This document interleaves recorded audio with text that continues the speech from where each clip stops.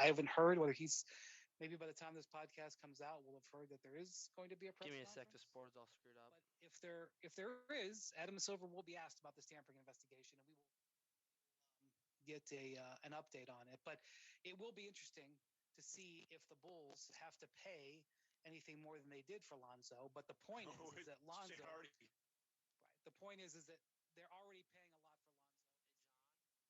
The board is like.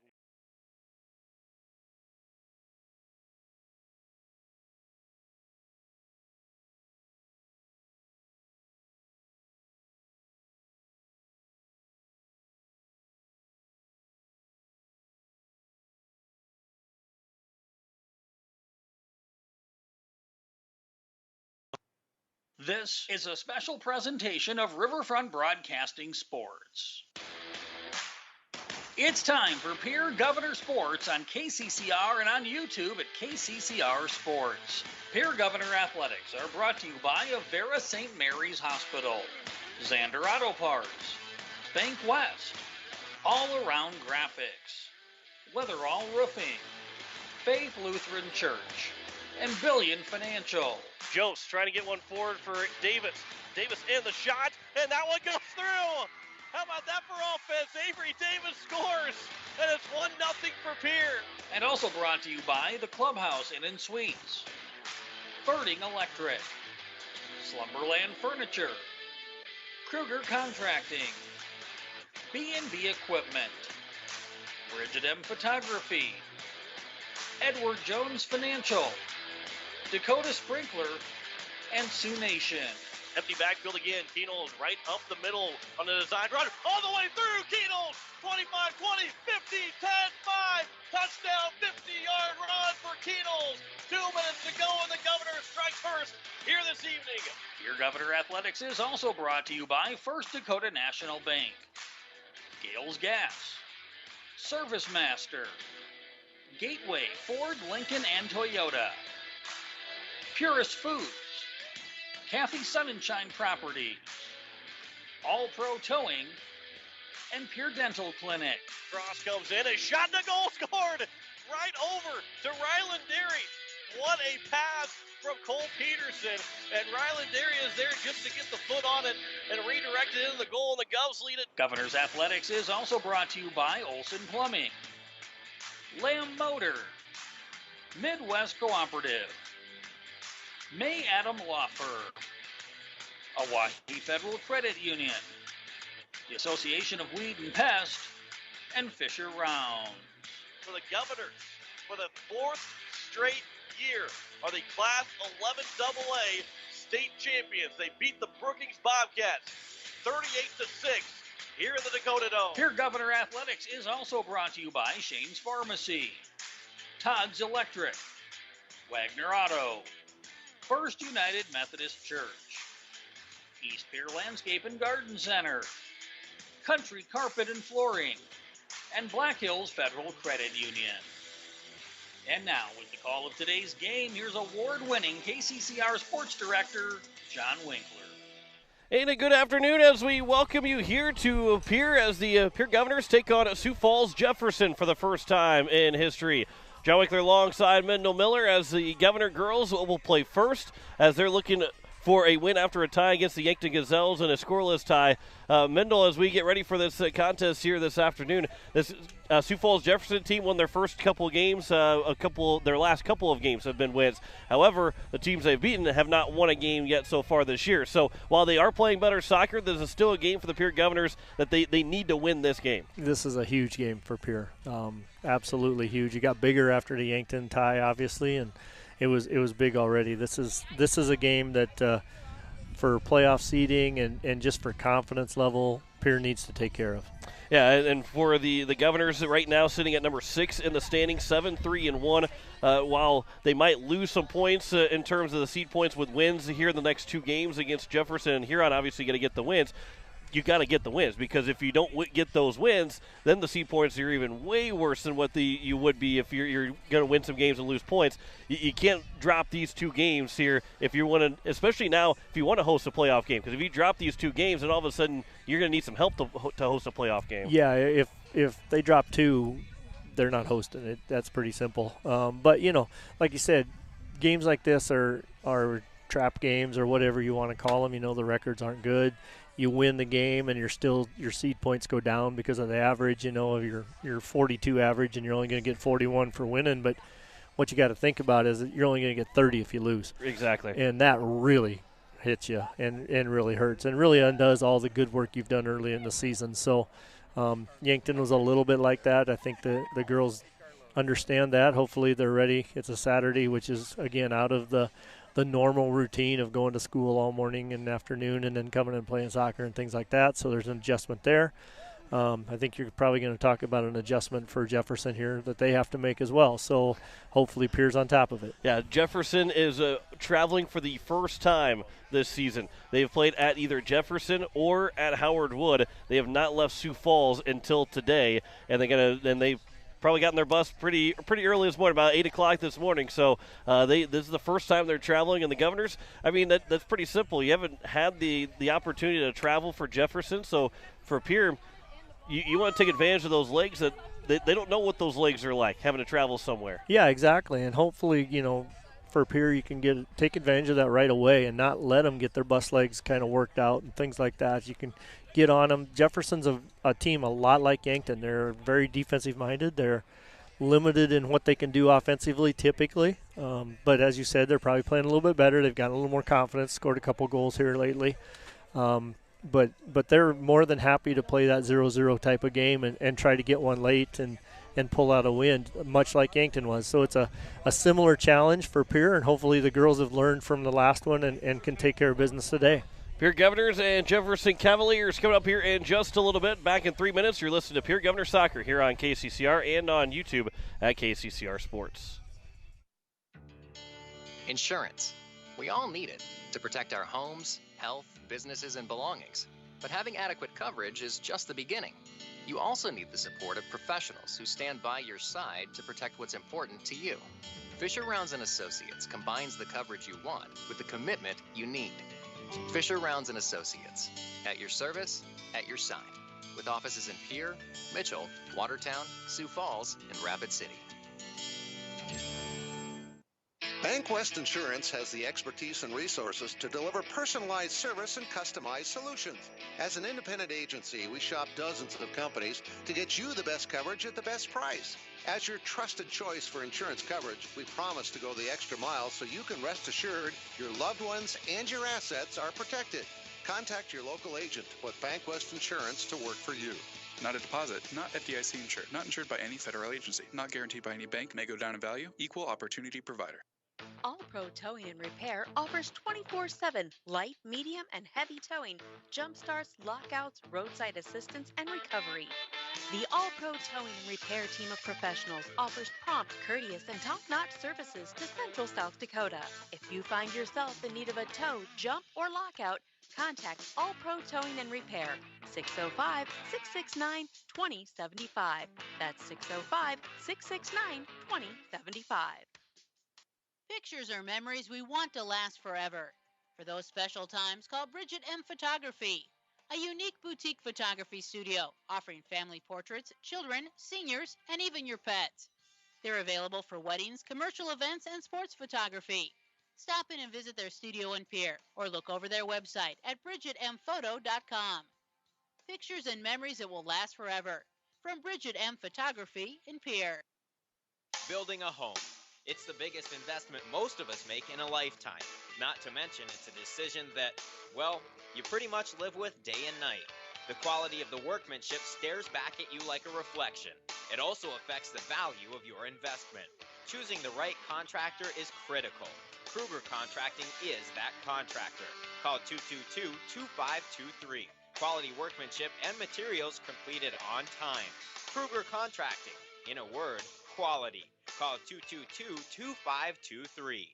Sioux Nation in Fort Pierre is a proud supporter of area athletes and their fans. Sioux Nation of Fort Pierre knows it takes hard work to achieve success in sports and the support of great people. That's why Sioux Nation of Fort Pierre is the place for all of your feed, seed, animal health, and grilling needs. They work hard for the community and are thankful for the support of their great customers. Visit Sioux Nation in Fort Pierre, 504 Deadwood Street. Sioux Nation supports area athletes.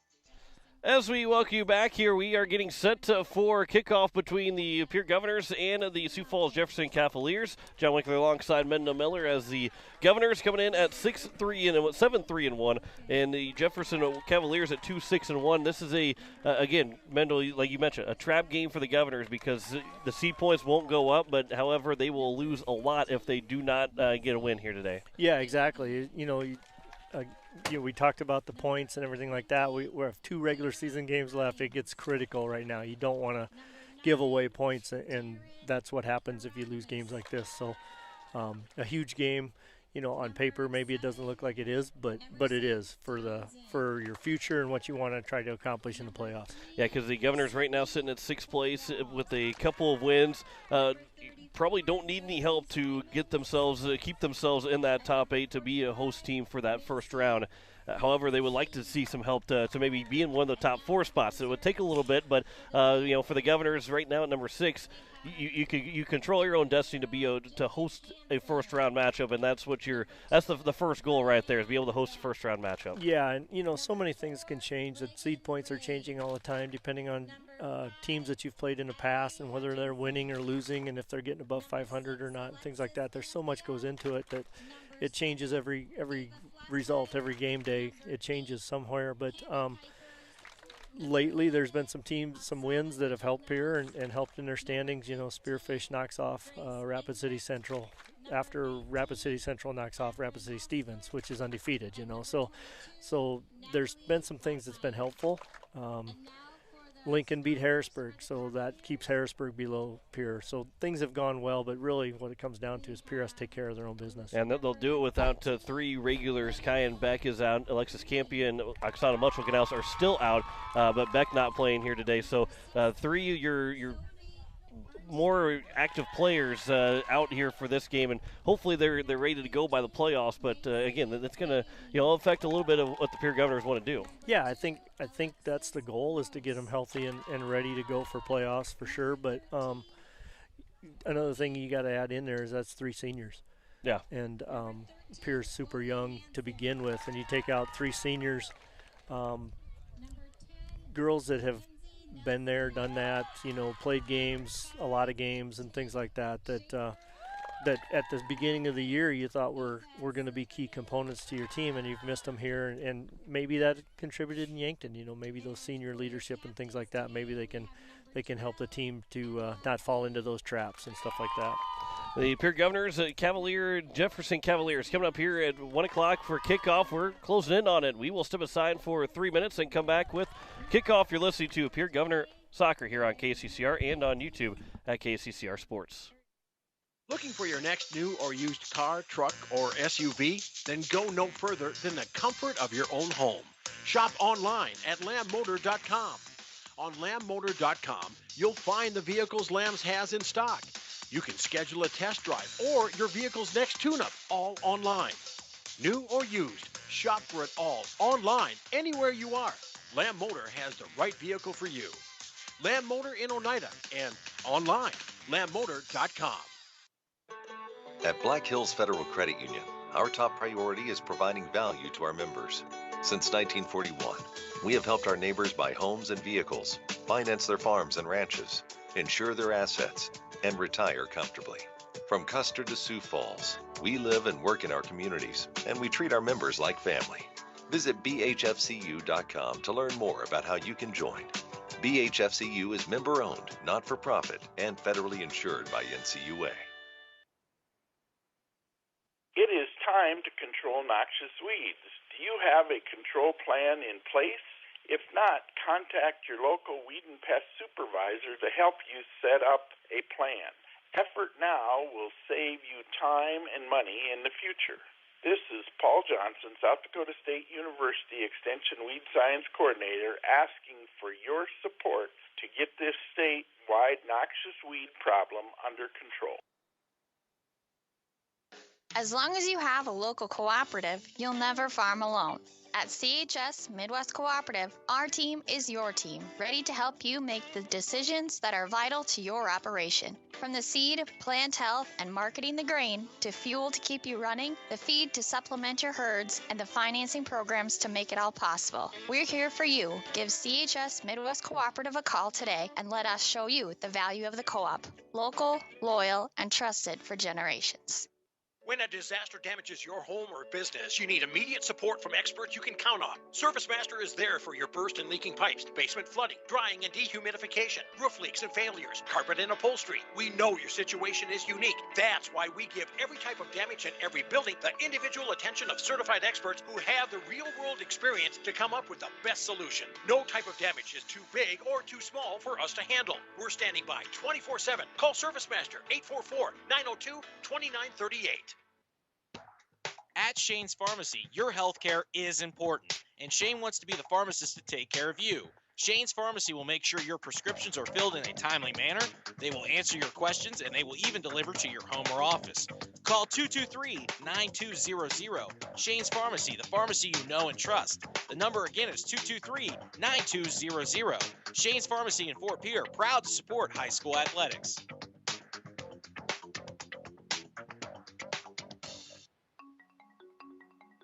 Let Country Carpet and Flooring help you update your home or office with the latest fashion trends. With over 30 years of experience, we can help you find the right flooring or window treatments for your needs.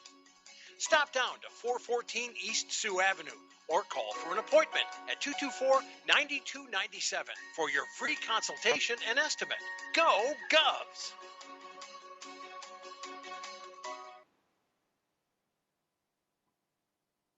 This fall, sip on a warm, soothing apple cider and bathe in the radiance of the changing colors before you smash that hot mug on the driveway and join First Dakota to bank some noise for fall sports. Stop for goal line stands, holler for a game-winning ace, and go berserk for a chip in from the rough. Let's give the home team all we've got. Bank some noise with us at First Dakota National Bank. Open a new account online today at firstdakota.com, member FDIC.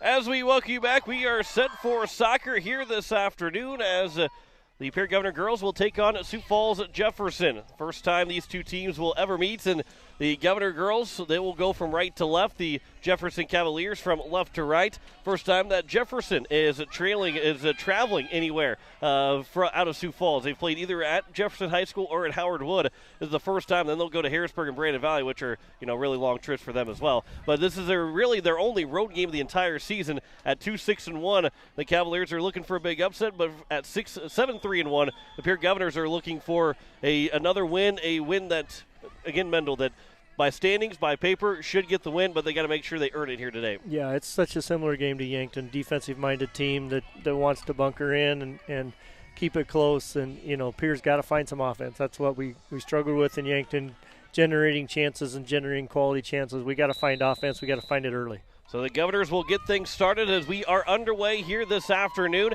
as it will head its way down to Ellie Hughes, as Hughes will get to the sideline, will end up going out of play, so it'll end up now going back to the Jefferson Cavaliers as they'll get a quick throw. But hey, not a bad look for the Governors, and maybe get that offense rolling here early on. They didn't score against the Yankton Gazelles. It was a scoreless tie, as on the throw, it will be played at the sideline. That's Alexis Gross. Jasmine Yost will take it away. Her pass, quick over for Davis. Edge of the attacking third, just a little bit too far for Grace Richter. And then it'll be played back down for Yost again here on the near sideline. Her pass, Hughes rolling on the sideline. Got a toe on it, but didn't keep it in play. So Gross will quickly throw it back in, and then her throw goes off the foot of Emma Bam, and it will be out for a throw now for the Governors, and Jasmine Yost will take it. Yeah, good start for Pierre. They've already showed more energy than they had at Yankton the other day. It looks like a good, promising start. As that will roll all the way to and into the box, and it'll be grabbed by the goalkeeper, Anna Ben, for the Jefferson Cavaliers. At midfield, it'll bounce and played on the far side, and then a quick cross into the box. It rolls through the box Jenna Gehring will tap the foot on it and grab onto it as she starts again for the first time, as it has been, she missed basically almost 2 games now after having the red card at the beginning of the game against Brookings. Missed the Yankton game and is back in goal here today, and good to get her involved early on. Now here's Davis knocking one down, trying to control it as she gets to the edge of the attacking third, but it's played back for Jasmine Yost. Yost with the right foot off the side of the foot, a pass for Davis. Pass it back for Templeton and over for Berry.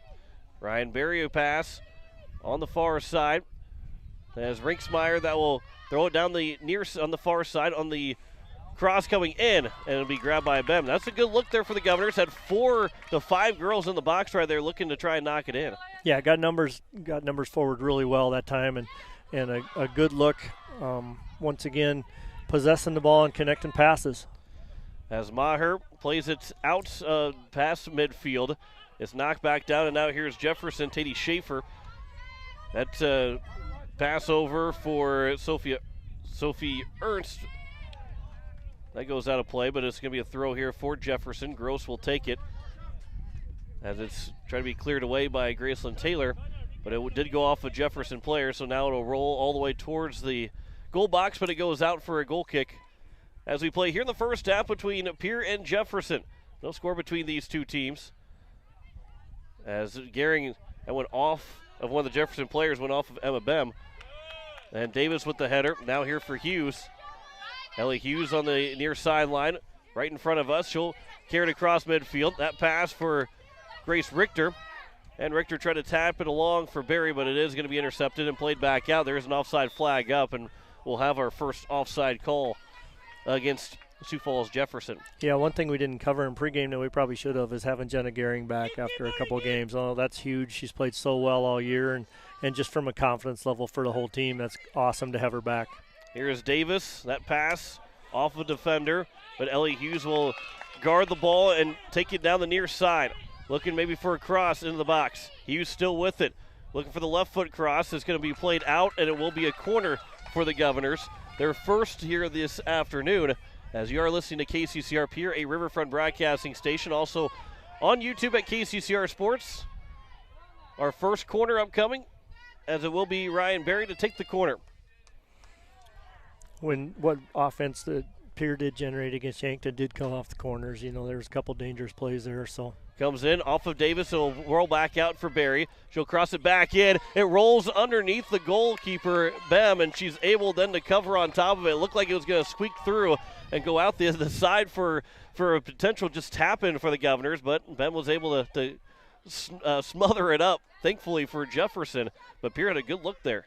Yeah, that's good play. The initial corner came right back out, and the second one was even more dangerous. Usually that happens if you can stay onside. Throw in here on the far side for the Governors. Here early first half. No shots between either side. Grace Richter for Avery Davis. Davis, edge of the attacking third, walking it in, trying to get to the top of the box. Berry taps it over for Richter, trying to turn with a couple defenders around her. Now passes it back for Davis, and now for Yost. Yost for Hughes here on the near side. She's looking to maybe get a cross in, but that one got knocked away and cleared away by Jefferson. Out for Emma Bame, but Graceland Taylor gets over to it on the sideline, trying to keep it in, does not, and we'll have a throw here for the Jefferson Cavaliers. As it will be Alexis Gross to take the throw here for Jefferson. On the near side, it rolls out off of Taylor, so another throw here for Jefferson. Trying to get it back over for Bem. The captain, one of the captains for Jefferson. Gross tried to cross it over to the top of the box. It was knocked away by the Governors. Now Brianna Sargent on the far side. Her pass goes back and played up towards midfield for Richter. Through 2 defenders. Richter trying to push her way through. And the pass will go back and be that's number 14, Ella Silvernail. Now here's Davis for Hughes again, near side. Looking for a cross. She'll cross it into the box, and Bem is there to grab onto it, but did have Richter along with Davis inside the box for the Governors. Yeah, that cross just can't be to the keeper. You just got to get it out away from the keeper so she can't feel so comfortable leaving the back line. Mackenzie Nelson, she lost it to Rinksmeyer. And now Taylor back up across midfield, looking to win the races. Richter looking to the far side, along with Lainey Brem And Brem will push it out of play for a throw now for the Governors on the far side. A throw here for the Governors, looking to get the attack moving. And on the quick throw, it'll be to the edge of the box. Richter is there. Her pass for Davis, and that one went off of Jefferson and goes for a corner. The first shot of the Governors looking like it was going to go on target, but they still will get an opportunity for a corner kick from the far side as they're looking for the first goal here this afternoon. Yeah, another really quality look that time, generating a shot, and a good start there. Now we need to be dangerous on the corner again. So here comes the corner from Ryan Berry. She's going to take the corner. She took the first one from the near side, now here from the far side. That comes into the box, headed away, goes back to Berry, able to control it, but it will be Jefferson that will clear it out. It will roll to the sideline on the far side, and it will roll out here for a throw for the Governors. So again, two corners. Unfortunately, nothing to show for the Governors. However, that first one did look pretty dangerous for Pierre. Yeah, not bad overall. Had a lot of people in the right spots. The corner was pretty close to where it needed to be. We just didn't get somebody to it. Grayson Taylor will pass it back to Jenna Gehring, who will play it over now for Maher. And Maher up to the far side. Off of Sargent. She'll race after it at midfield. One-on-one battle on the sideline. It goes out off of Jefferson. So now a quick throw from Sargent trying to keep the offense moving. Richter has it on the far side. She's maybe looking for a cross. She does cross it in, but Bem is right there again. Came to Kuipers has checked in. Ellie Hughes was over in the box as well, but unable to get that ball. Like you said, Mendel, right now all the crosses are coming to the keeper instead of in front of the keeper. Yeah, it's just making her way too comfortable and feeling like she can come off the back line and field the ball without pressure. We just need to get that ball higher on the box. Emma Bem, as she knocked down Jasmine Yost, but the ball did go out of play. Graceland Taylor is right now down on the field, and they're going to say they're going to have Ireland Templeton check in. Ireland Templeton, the referee hasn't stopped play yet, but Taylor will come off. Templeton will come on. I think they were trying to get that sub a little bit sooner, or at least trying to get the play stopped for Templeton or for Taylor to come out. Yeah, she got hit in the head there by a leg or a knee, and I don't think the ref saw it, so he didn't realize she was injured. So as she'll get checked out by Casey Michelson, of course, any head contact of any kind, you get a little bit worried, and I think she'll go through a little test or so to make sure she's able to come back in the game, and hopefully she can. As that one should have gone off of Jefferson on the sideline, but they keep it in play.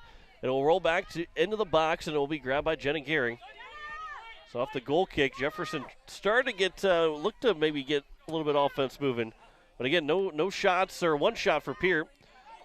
Was not a save, but it looked like it was going to be on target from Avery Davis. It was blocked up. That's the only shot of the game so far, as now Davis looking to get back to midfield, but that's knocked down by Cassidy Larson, the other captain for the Jefferson Cavaliers. And Jenna Gehring will stop that ball as it came back to the top of the box. All the way back across. Wind is not much of a factor here this afternoon. And I say that, and there's no wood around me to knock on wood, because it's Pierre, South Dakota, and South Dakota. It's always windy here at the Pilk Fields, but today the wind is rather is not really a factor at all, as it's going to be another corner now for the Governors. They're third here the afternoon. Yeah, we don't get to broadcast many games in days like this. So no. It's we need to enjoy every second of the day. Say, we're under the tent right now, and we're actually just enjoying the nice, there's no breeze. It's just a nice day out here. It's a perfect September Saturday afternoon. Ryan Berry's got the opportunity here for a corner from the far side. The third one of the day for the Governors here in the first half. Berry comes into the box. It's going to be grabbed by Bem again as she comes out.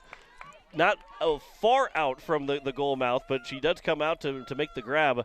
And the Governors just can't get anything getting into the box. Bem's been very good back there. She's super aggressive coming out on those corners. She read that one really well and took took control of the situation quickly. So that's going to be something to continue to watch. Gross on the sideline gets up across midfield. Yost will put it out of play. We'll have a throw here for the Jefferson Cavaliers. Alexis Gross will throw it back in. It was knocked down by the Cavaliers, but then cleared away by Ellie Hughes. And back at midfield, Richter trying to take it away. She does. Her pass now for Davis, but it was just a little bit leading too far as Gross will put it back across midfield, and it will go out for another throw here for the Pierre Governors. No score here in the first half between the Pierre Governors and the Jefferson Cavaliers. Ellie Hughes on the sideline. Two different defenders. Got the back foot trying to pass it across to Avery Davis. Ellie Hughes now. Back up. Davis, a long run for it. But two at first will be Silvernail. And then it'll roll out of play. And it'll be another throw here for the Governors here on the near side as they continue to look to attack here in the first half between the Governors and Jefferson Cavaliers. Jasmine Yost will throw it in. A pass for Kuipers. Back to Yost. Now here's Barry. Barry will turn. Her pass back for Yost again. That one will be cleared out, and it will roll its way in front of us, so it will roll out of play. Templeton will grab it up as she'll throw it in. About 13 minutes in. So that was a nice spin move he had there, too. Maher for Templeton. Nobody saw it, but Mendel's getting a little tangled up in the corners, and he spun his way right out of it. I'll grade that one a 9 for you. Yeah, 9 out of 10. I had to stop and think about that. I thought I might hang myself. So as the Governors here for another throw, as on the far side, that throw goes in at midfield, and it'll be off of Jefferson. It'll be another throw for the Governors. Rinksmeyer will take the throw, and then they'll call an illegal throw, so it'll be now for Jefferson. So as we, again, around the 14-minute mark of this first half, no score between Pierre and Jefferson, just one shot, and that is in favor of the Governors, but it was blocked up, so nothing has gotten, while the goalies have been active, it's something like that. It rolled into the box, Jenna Gearing grabbed it up. There's no real shot attempt, no real play from Jefferson, and Pierce had a little bit more of an opportunity, but everything that's been across so far has just been right to Anna Bem for the Jefferson Cavaliers. That one played back across by Maher. It's off the knee, played back in midfield. Yost, it rolled up the top of her head, but it's played down by Templeton, who will kick it out of play, and it will be a throw now here for the Jefferson Cavaliers. Alexis Gross, she'll throw it in. And then now here's Jasmine Yost to throw it in. Kuipers at midfield. Now here's Barry. Her pass over for Rinksmeyer. Rinksmeyer almost had the ball taken away from her, but she's able to get the pass away to Sargent. And then Sargent will take it away from the Jefferson Cavalier on the far side. However, Jefferson, and another good job by Richter just stepping in front of a pass attempt or a clearing attempt. It does go out for a throw, but it allows the Governors to get their defense set up here. Yeah, good pressure there by Grace Richter, not quitting on the play and going forward. On the near side, that'll roll out of play. I think what we've seen kind of a little bit of this Governor team has been, the energy has been there. While the offense hasn't fully been there, we've seen the Governors not really give up and not just give up on runs or not be able to be strong on runs for a ball. Yeah, exactly. I think the energy's been much better today, and they're creating a few more chances already. It's just a matter of, settling down and making that last pass. Throw for Alexis Gross, as it will be played here for Macy Gade. Back across midfield. Now here is Hughes for Richter. Knocked down, and it's Larson. And Larson moving her way around Richter. But then that pass went off of a Cavalier, and Ryan Berry is able to clear it away over to the far side. And it will roll all the way to the sideline, but does not roll out. It stopped right on the sideline. So Jefferson will still have to play it, try and pass it back across, and it was knocked down by Rinksmeyer, and then Maher blocks up another pass.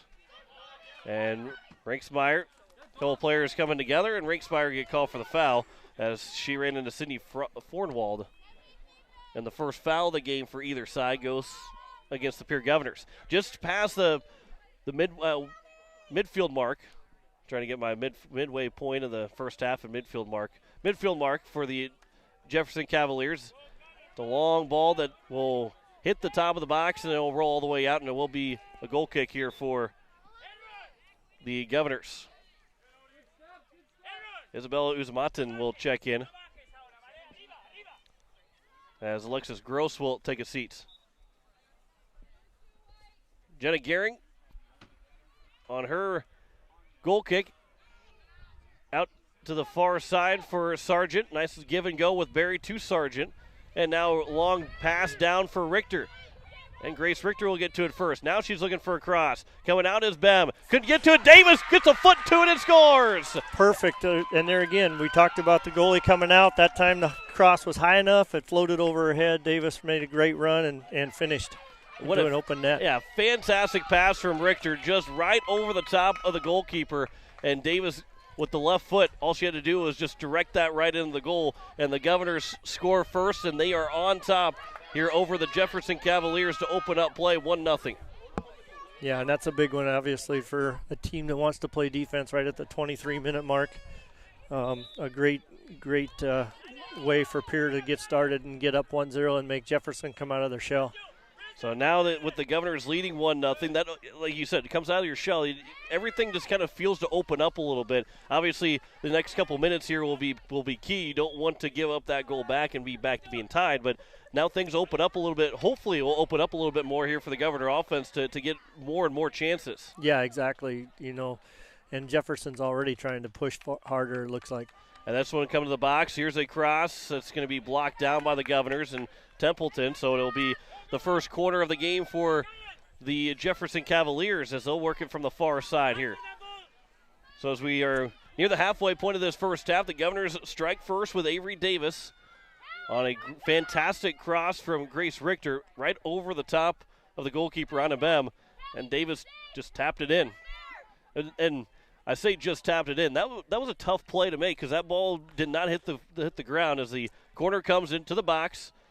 It'll be Barry missing, but got a small piece of it, and then Davis will clear it away, and it'll roll all the way out in front of us, and it'll go out of play, so it'll be a throw here for Jefferson. But to go back to Davis's goal, to be able to get your foot in the right position so it doesn't go one way or the other, it went straight into the goal. That was a tough play for Davis. Yeah, definitely not easy, and the ball floated beyond where the goalie thought it was going to be, obviously, so Davis has to read that, figure out where it's coming down, get a left or a right foot on it, hopefully, and an excellent goal. And an excellent cross. Hughes keeps it in on the near side, played back, and then across from Silvernail. Down the near sideline, Macy Gade will get to it. She's trying to cross it in the box, but that one was wide, and it goes out for a goal kick. A couple of subs are standing there for Jefferson, and they will be allowed to come in, as it'll be Emma Boehm and Chloe Hansen that will check in for Sioux Falls Jefferson. So 1-0 lead for the Governors here in the first half. They're looking for their 8th win of the season. So number 6 in the standings. This is where you start to maybe not so much scoreboard watch because there's not many games that are playing today, and there's not many games. There's only 2 games other than Pierre, and they're not playing. They're playing later on tonight, so you can't really scoreboard watch today. But you start to watch a little bit more of what's happening in the standings and everybody that's playing and who's playing who, because that could be a big difference in the seed points come down the stretch as the Governors are in the attacking third right now. And we'll have a sub coming in for the Governors. That is Ava Flottmeyer that will check in for the goal scorer, Avery Davis. Yeah, you're right, exactly right. Here later in the week, Spearfish has got Rapid City Stevens, and Spearfish has been playing really good. That's a huge game for both of those teams. If the wrong team wins that, they get a lot of points and put a lot of pressure on Pierce standings too. Now the Governors will end their season on Tuesday. We'll have it for you here between Pierre and Huron, but the regular season doesn't end until Thursday. There's several games and could be a factor in the seed points and where the Governors lie at the end of the day Thursday. So just because of where they sit on Wednesday doesn't mean that's where they're going to end up at the end of the regular season, because there'll still be another day of games. Ava Flottmeyer, that will come here to the near side as it will be for Emma Boehm. It will roll too far and it will roll out of play, and it'll be a throw now here for the Pierre Governors. And, yeah, the Govs could be sitting at number 6 and could fall back to number 7 at some point, even after their games are done. You know, you think, though, if as long as you play those 2 games and win these 2 games, that you feel like you're going to be hosting at some point, whether you're going to be 6, 7, 8, 5, or whatever it might be. Yeah, every game. That's the deal with the seed points and how it's based on records and stuff like that. Every game can affect how many points you currently have and change where you're standing. And we look at this right now, the Governors, actually it's going to be Jefferson with a throw-in on their side of their offense attack of the half. This game, if the Governors win, it'll be at 44 points. However, by the end of the season, Jefferson's going to have to get a win somehow against either Brandon Valley or Harrisburg, which would be 2 upsets. Otherwise, the seed points go to 41. So, yeah, you get 44 points today, but by the time Jefferson plays again, then they go back down to 41. And that's how it kind of goes for the rest of the season as well throughout the entire year with all the teams that are flirting around those seed point lines. Got a corner here for Jefferson. So on the near side, it's the second corner for the Cavaliers. That cross comes to the top of the box, knocked down, and then cleared by Richter off of Rinksmeyer now. And then we'll try and get it all the way up, but it was knocked away by Jefferson. Comes back, and Maher now will clear it across midfield. So the 2 corners right now for Jefferson as that rolls out of play, and a throw here for the Governors, and Davis will check back in. But the 2 corners for the Governors, or for the Cavaliers, have not been any kind of threat to the Governors yet. However, you don't want to keep testing fate with a lot of corner kicks. Right. Eventually, sometimes the ball just ends up in a bad spot. So the fewer you can allow, the better.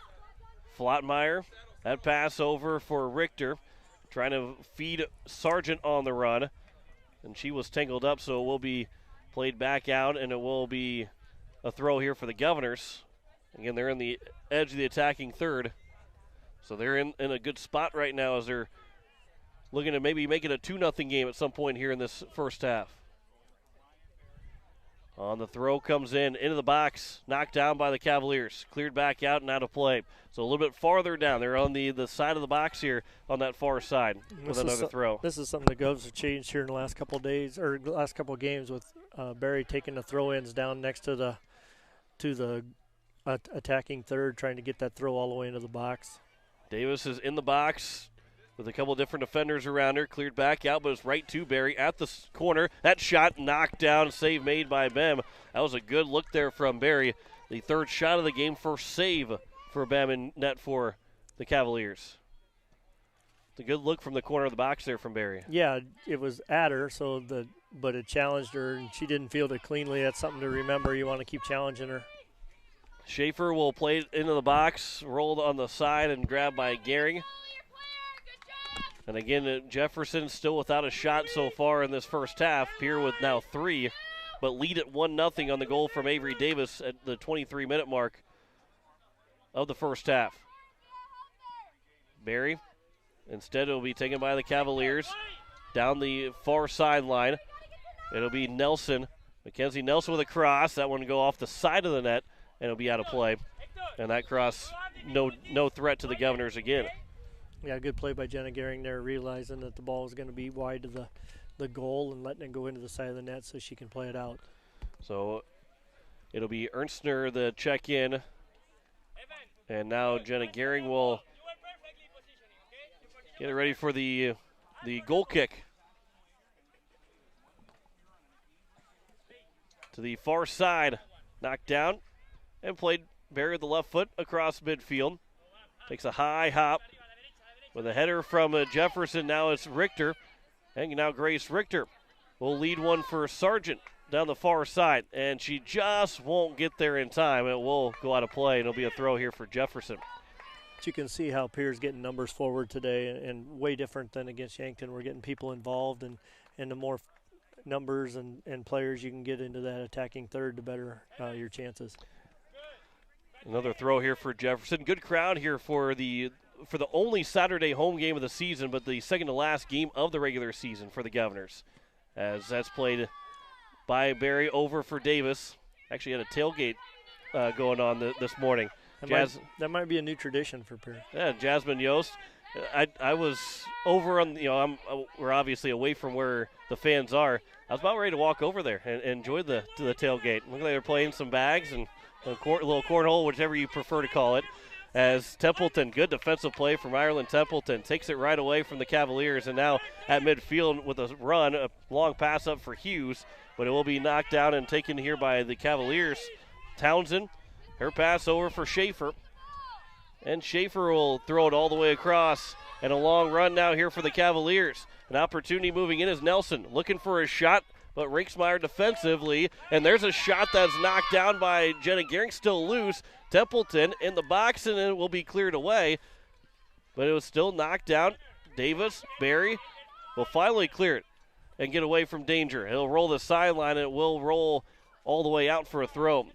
First shot for Jefferson is a really good one and a really good save from Jenna Gehring, diving to her left to make the play. Yeah, that was a good save by Jenna, and she had a lot of help there to control the rebound. 13 minutes left. So 13 minutes to go here in the first half. Barry will take a seat as Kuipers checks in. 1-0 lead for the Pierre Governors. It was Grace Richter, a cross to Avery Davis in the box to get the first goal of the game. And the Pierre Governors lead at 1-0 right now. 3-1 in shots in favor of Pierre. That one will be played all the way through. Templeton will try and race over to it at the sideline end line. It's still played by Jefferson, and then Yost will clear it out, but cleared it out on the sideline instead of the end line. So it will be a throw here for the Cavaliers instead of a corner kick. Good play by two defenders there. Templeton, first of all, running the player down and shielding the ball so she could gain control, and then Yost kicking it out of bounds on the sideline and not giving up the corner. A little bit of a high bicycle kick as it gets to the edge of the box and moving in. One player fell down. That was Yost, but it was cleared away by Ellie Hughes. This has been the most offensive threat that the Cavaliers have had, and it hasn't ended quite yet. Still at the edge of the attacking third as the Cavaliers will now pass it back out towards midfield, and will look to reverse to the near side.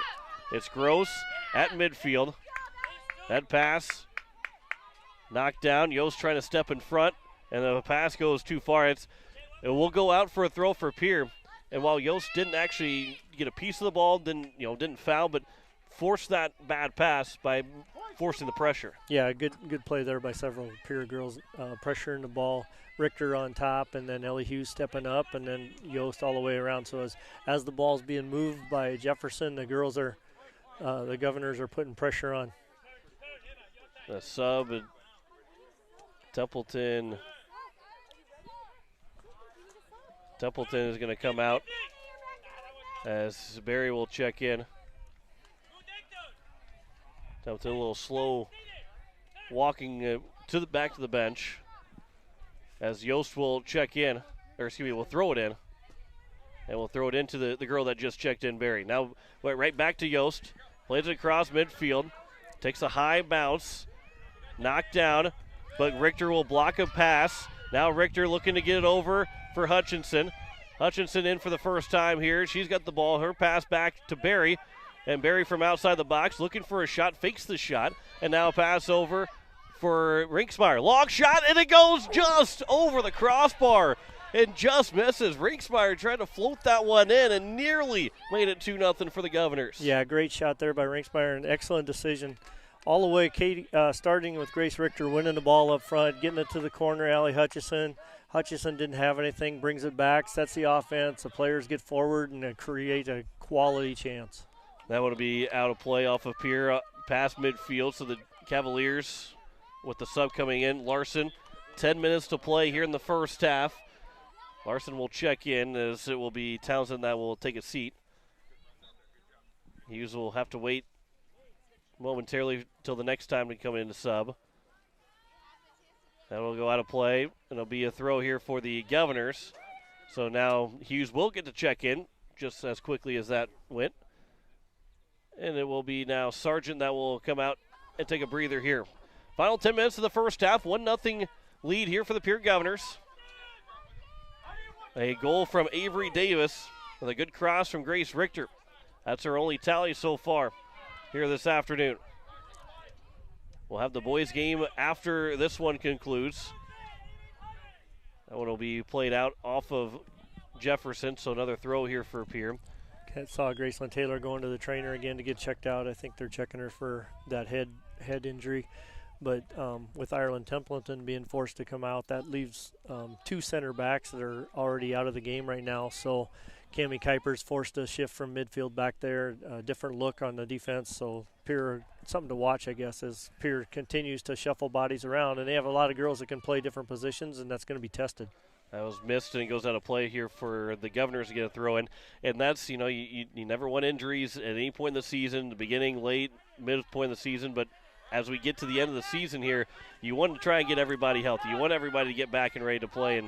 But that's the unfortunate part of sports is the injuries that occur towards the end of the season. Hopefully it's nothing that will keep her out long term. That one's cleared out, and maybe Taylor's going to be able to come back in the game at some point here today. As they work it towards midfield, the Cavaliers, a pass behind Schaefer. Barry tried to step in front of it, but Schaefer's trying to get a pass away. Maher blocks it up, and then a pass will go down for Schaefer again. And here is Schaefer with the long cross, off the crossbar, and it goes out for a goal kick. Boy, oh boy, Schaefer, that was outside the box, and that was a really good look for Jefferson. Yeah, and again, there's the new defensive back line for Pierre having a little trouble communicating, and had a couple of girls that got caught forward, had a couple other girls keeping Schaefer on side. Jefferson again, there's a long shot. That one goes just wide. It missed. Gehring with a diving attempt, and boy, that one was close again. That's the third shot now for Jefferson. They're trying from just about anywhere to try and tie it up. I think they sense a little bit of that disorganization back there and trying to take advantage of it while they're out of the game. Here is Ava Flottmeyer at midfield. She's moving forward. Long pass for Hutchinson. Good pass there. Hutchinson will take it. She's on the near side, looking maybe to cross it in the box. She gets a step inside the box and then taken away by the Cavaliers, and it will be cleared out of play, and it'll be a throw here for the Governors. But we'll have a couple of subs come in for Pierre. It's Brianna Sargent and Templeton back in the game. Really good work there by Ava Flottmeyer to win the ball, possess the ball, and then make a super pass to Allie Hutchison there and create that chance. Yeah, that's a huge play. Now the Governors are going to look to continue to attack as we get later in the last couple minutes of this first half. Pierce trying to extend this lead to 2-0. That one pinballed off of a couple of different players. And then across, knocked down, and Maher will play it. Here's back for Davis. Up and missed. Here's Hughes trying to touch it for Richter, but she had to stay onside, so she couldn't get that run started as quickly as she wanted to. Here's Davis. Gets around one defender. Davis starting to move it in. A pass over for Templeton. Her pass will go back for Rinksmeyer. And Rinksmeyer over for Richter. Trying to center it. For Hughes, and instead it goes out of play, so now will be a throw here for the Governors again. Rinksmeyer will take it. With 5 minutes to play here in the first half, Cavaliers intercept the inbound throw. And now across midfield, a long run here. Schaefer will get over to it with the left foot, try to cross it inside the box. It goes in front of Sargent. She'll let it roll so she can get the left foot to it, but it's knocked down. And now Jefferson, a little bit of a bump, and the Governors did a good job of not fouling it. Templeton cleared it away. The Governors did a good job without fouling, just enough of a nudge to get her off the ball so there's no shot from Jefferson. Yeah, Ellie Hutchison making her way all the way back into the box to deny that attempt. And, she's probably one of the smallest girls on the field, but she just got enough of her to knock her off balance and deny the shot. On the far side, there's a cross coming into the box. Gehring dove for it. One of the players got knocked over, and then it will be cleared away, and it will go out for a throw for Jefferson. And it looks like, I believe that was Schaefer that ended up getting knocked down. Now the Governors have another girl down. That's Kuipers. Graceland Taylor's going to check in. We'll have another couple of subs.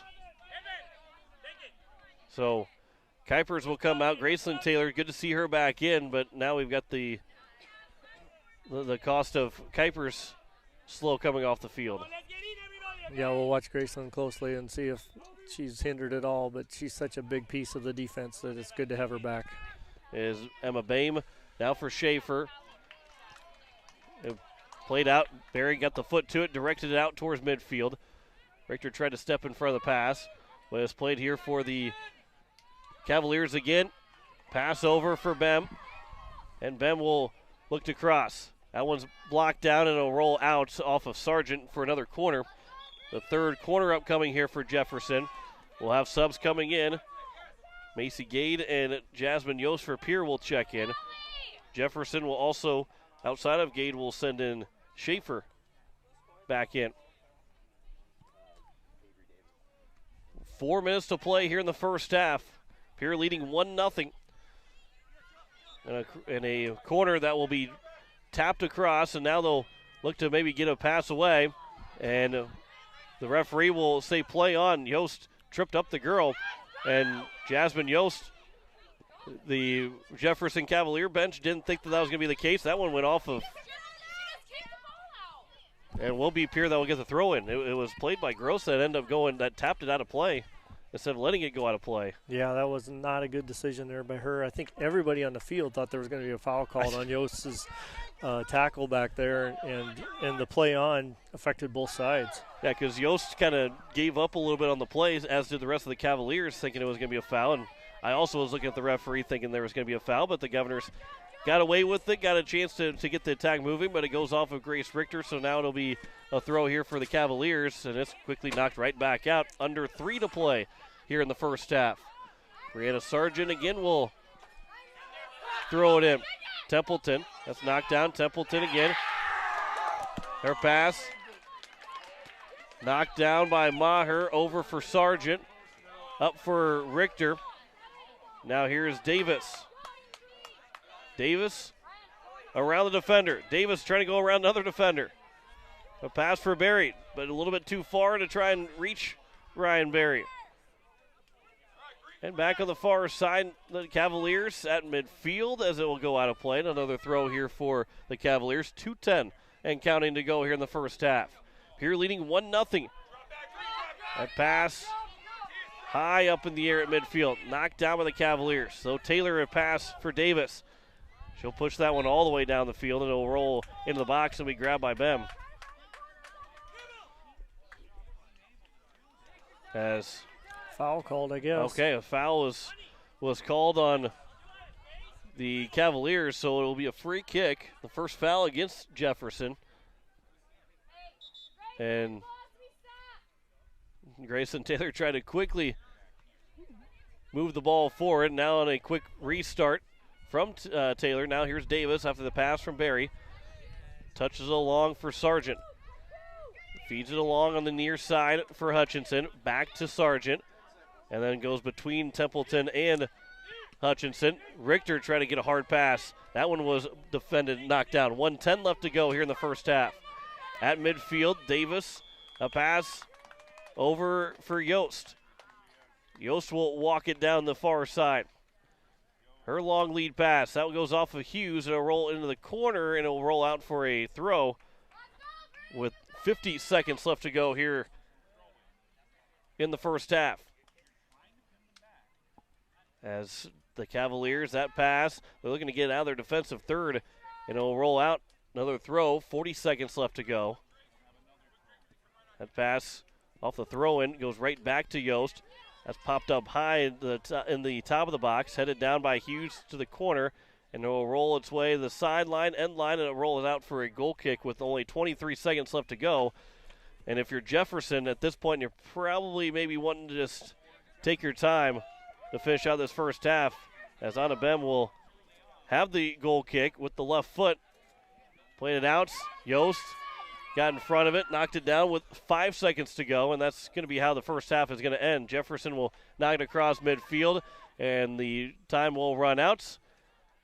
And that will end the first half with a 1-0 lead for the Pierre Governors with a goal from Avery Davis. A fantastic cross in from Grace Richter. Davis got the goal. 23 minutes into that first half is where that happened. And the Pierre Governors lead it to 1-0 at the end of the first half. Back in 3 minutes with halftime stats. You're listening to Pierre Governor Soccer here on KCCR and on YouTube at KCCR Sports. Lutheran Church prays for God's blessings to all of our athletes and their families. We're proud of the commitment and dedication that you give to your team.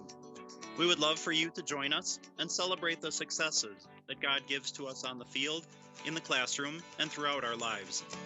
You can worship with us at Faith Lutheran Church on Sundays at 8:30 and 11 a.m., on Wednesday evenings at 7 p.m., or you can watch online at faithluth.com/livestream.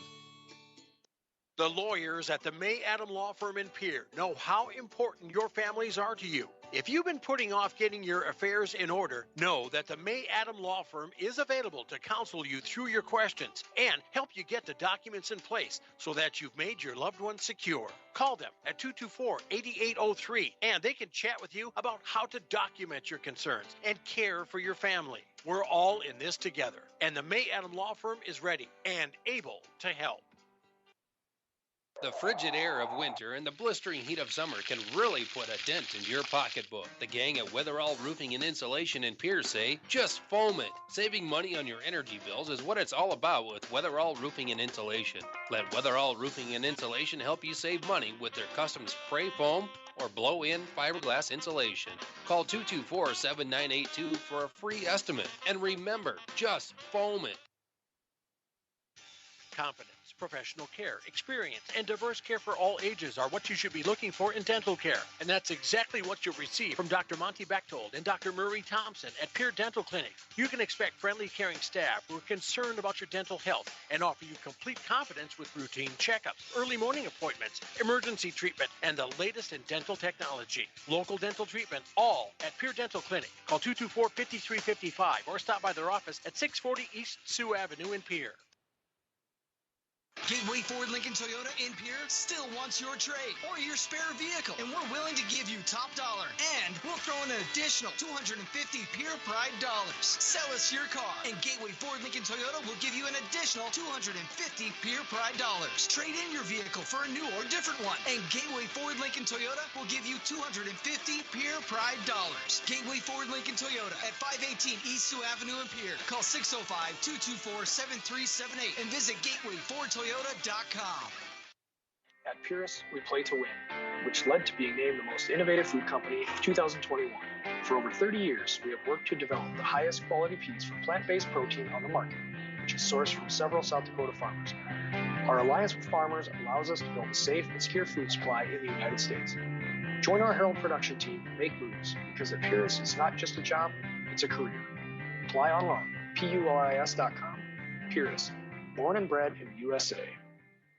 As we welcome you back here, we are here at halftime between the Pierre Governors and the Jefferson Cavaliers. John Winkler alongside Mendel Miller. It's a 1-0 lead for the Pierre Governors. The lone goal of the first half came from Avery Davis. 23 minutes left to go in the first half. It was Grace Richter with a beautiful cross in that went right over the top of the goalkeeper, and Davis was able just to tap it in to make it a 1-0 game, and that's where we sit at through the first 40 minutes. Stat-wise, 4-3 in shots in favor of the Pierre Governors, so that one shot is the difference. One save for each goalkeeper, for Bem and for Jenna Gehring.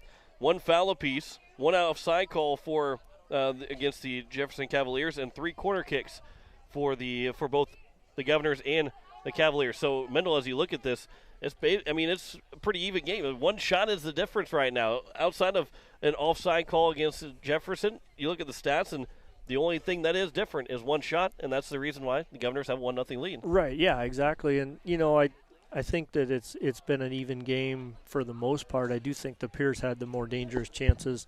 As you said, they scored on a great cross, but they had 2 or 3 or 4 other crosses earlier that could have been, at least a chance to score that Jefferson really hasn't had. So I think the offensive efficiency from Pierre has been a little bit better today, definitely better than it was last game against Yankton. And even though it's statistically really even. I think Pierre's had the better of it. The Governors are looking for their 8th win of the season, now sitting at 7-3-1. And as we get in the second half, you've seen a couple of girls go down here. Graceland Taylor, Templeton got back in the game. Taylor did go back in the game, but I think she's still dealing with a little bit of what getting hit in the head earlier. And then with no Kai and Beck, along with Camden Kuipers came out with a little bit of an injury as well. Oksana Mucho-Canals, Alexis Campia. Unfortunately, that list is about 6 girls longer than what you want to be. You want to have 0 on there, but that's a lot of big names for this Pierre Governor team that are dealing with some injuries, whether they're not playing today or have dealt with some in this game. Yeah, exactly. You're talking about Graceland Taylor, who basically plays every game the whole game long, and rests at maybe 6 or 7 minutes a game at most, and Ireland Templeton kind of the same way when she's playing in the back line. And the chemistry on that back line is so important, and Taylor's such a big part of what Pierre tries to do as far as blowing up attacks and things like that, that not having her puts stress on everybody else. And then Ireland's just back there, and then she goes out right away, and that puts somebody else back there, and it's hard to handle. The Governors have a 1-0 lead, out shooting the Cavaliers 4-3 so far here this afternoon in the first half. We step aside for 3 minutes, and we will come back with the start of the second half. You are listening to Pierre Governor Soccer on KCCR and on YouTube at KCCR Sports. Wondering what to do with the pitted and rutted drive? B&B Equipment will get you covered. Wanting to put something down the ground? B&B Equipment will put a hole in your project. Need to even up that property? B&B Equipment can fill that need. B&B Equipment can deliver all your gravel and material needs. B&B Equipment is here for all your excavation needs. Contact B&B Equipment, 224-6727. A contractor here for you. That's B&B Equipment, 224-6727. Innovation. It's right here. Avera St. Mary's Hospital keeps care local for you and your family, offering comprehensive care that has earned 4 out of 5 stars by the Centers for Medicare and Medicaid Services in hospital performance and safety. Avera St. Mary's world-class care is further supported by advanced technology, 2-way video e-consults, 3D mammography, and a state-of-the-art birthing center, so you and your family don't have to go anywhere else, because innovation lives right here in Pierre. Learn more at avera.org/news. Slumberland Furniture invites you to stop in and check out their newly refurbished mattress and bedding section, now titled Sleep Solutions. Slumberland has really pulled out all the stops in this area with a selection of memory foam, innerspring, or hybrid, and exacting descriptions of their many choices, plus newly added enhancers to complete your sleeping experience. And don't forget, great specials as well. Slumberland Furniture's grand opening of their Sleep Solutions area, now at Slumberland on the truck bypass in Pierre, and check out slumberland.com. Most of us already know that Gales Gas of Pierre is the place to call for propane. They offer an automatic fill plan so you never have to worry about running out of propane. They accept debit and credit payments or a budget payment plan to spread out the cost throughout the year so you never have surprises when you get your bill. For delivery, convenience, and great customer service, call Gales Gas at 224-5518. That's Gales Gas at 224-5518. No one likes to have electrical problems, but when they happen, call Todd's Electric at 223-2518. With over 28 years of experience, Todd's Electric can handle any type of electrical problem, whether it's residential, commercial, or agricultural. Their knowledgeable staff knows and understands the importance of your home, business, or ag facility and are prepared to help. Call Todd's Electric at 223-2518. That's 223-2518. Todd's Electric, serving the Pierre and Fort Pierre areas. The line to power. The Clubhouse Hotel and Suites has Midwestern charm and unprecedented detail that provides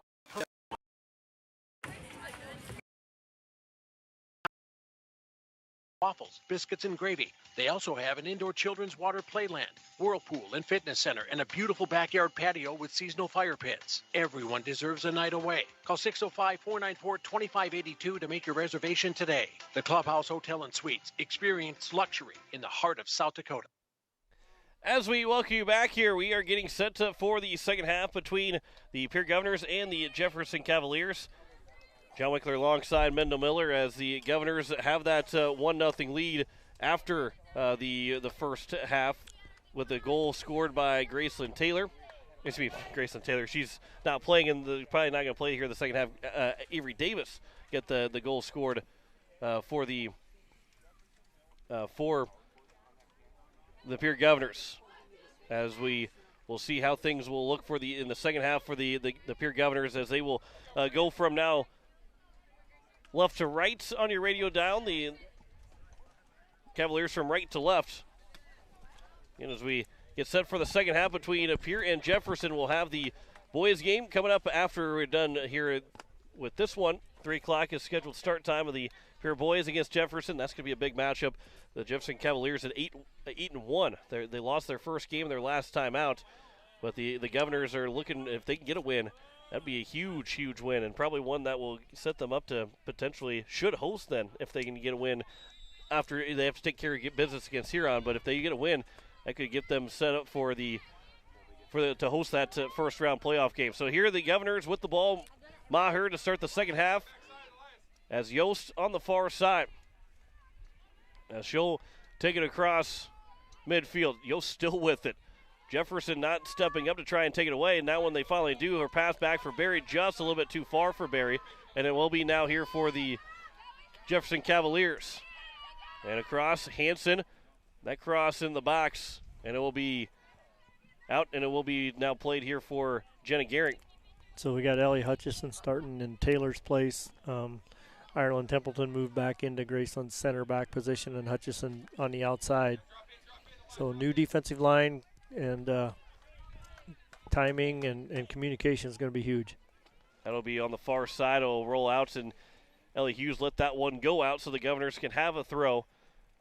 As we start here in the second half, a 1-0 lead for the Pierre Governors. Davis with the lone goal so far. That one was knocked away off of Jefferson again, so another throw here for the Governors, as Barry will throw it in here for Pierre. As the throw comes in, played back out, and Davis now. Templeton, a back for Maher, and then now Allie Hutchinson.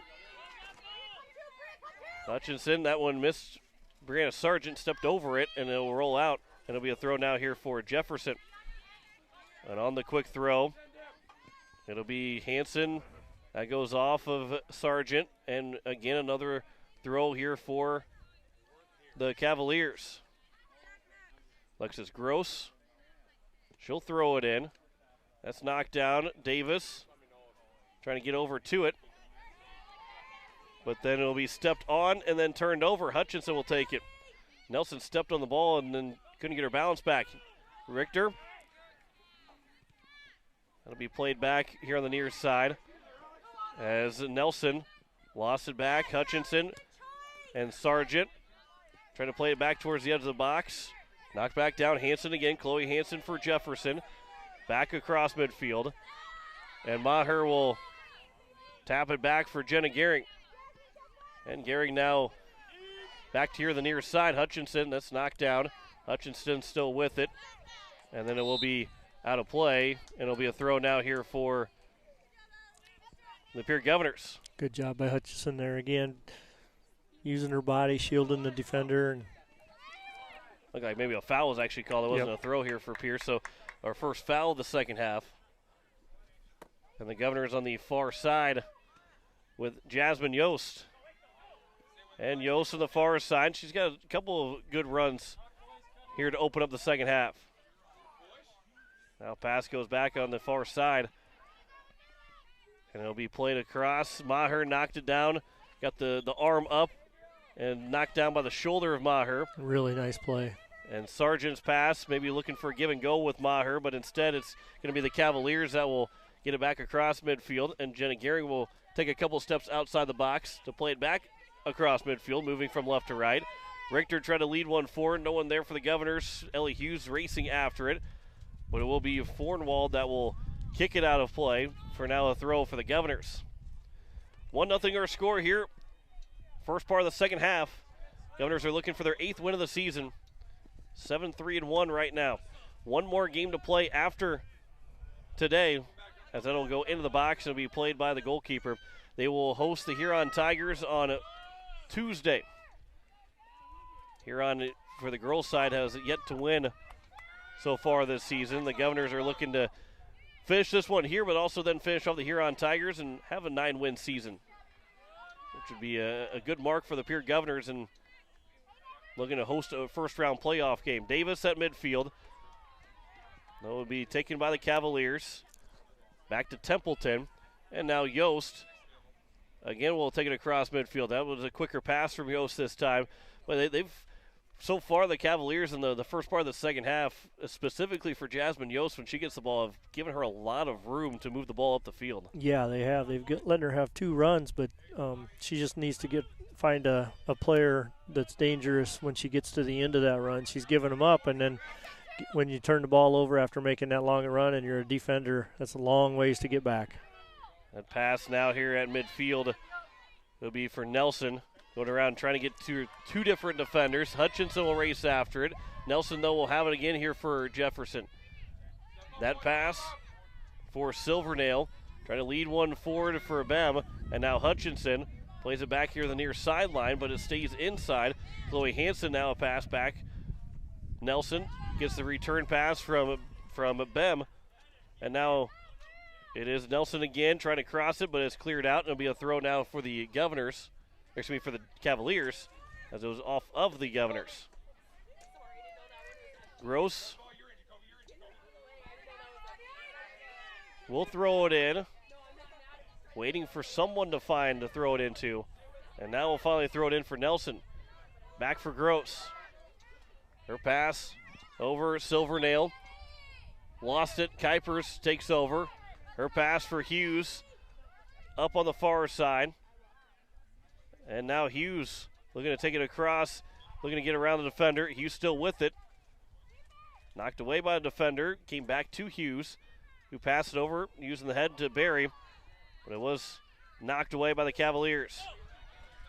And now it is Silvernail again. Back up. That one will roll out all the way at midfield. And it'll be a throw here again for the Governors. Again, they lead at 1-0 here this afternoon against Jefferson, early part of the second half. Our first of a doubleheader. This will be a run coming in here for Jefferson. There's a shot that will go well wide with the left foot from Nelson. And no threat for the Governors. However, that's the 4th shot now of the afternoon for the Jefferson Cavaliers. 4-4 in shots, but a 1-0 game. Pierre leads it. I think one of the things that Pierre needs to really guard against is just being too passive and too defensive. We need to keep attacking and keep Jefferson on their heels a little bit. Yeah, 2-0 lead sounds pretty good right now against this Jefferson team. As on the far side, it is going to be Hughes that will intercept one. Take it away, and now Hughes with a run on the far side. She'll wait. Her pass back for Davis. It'll go over, and now Hutchinson will take it. Hutchinson moving it in. Her pass now to the sideline for Sargent on the near side. Sargent still with it. Sargent leaves it for Hutchinson. She'll take over. Now her cross coming into the box.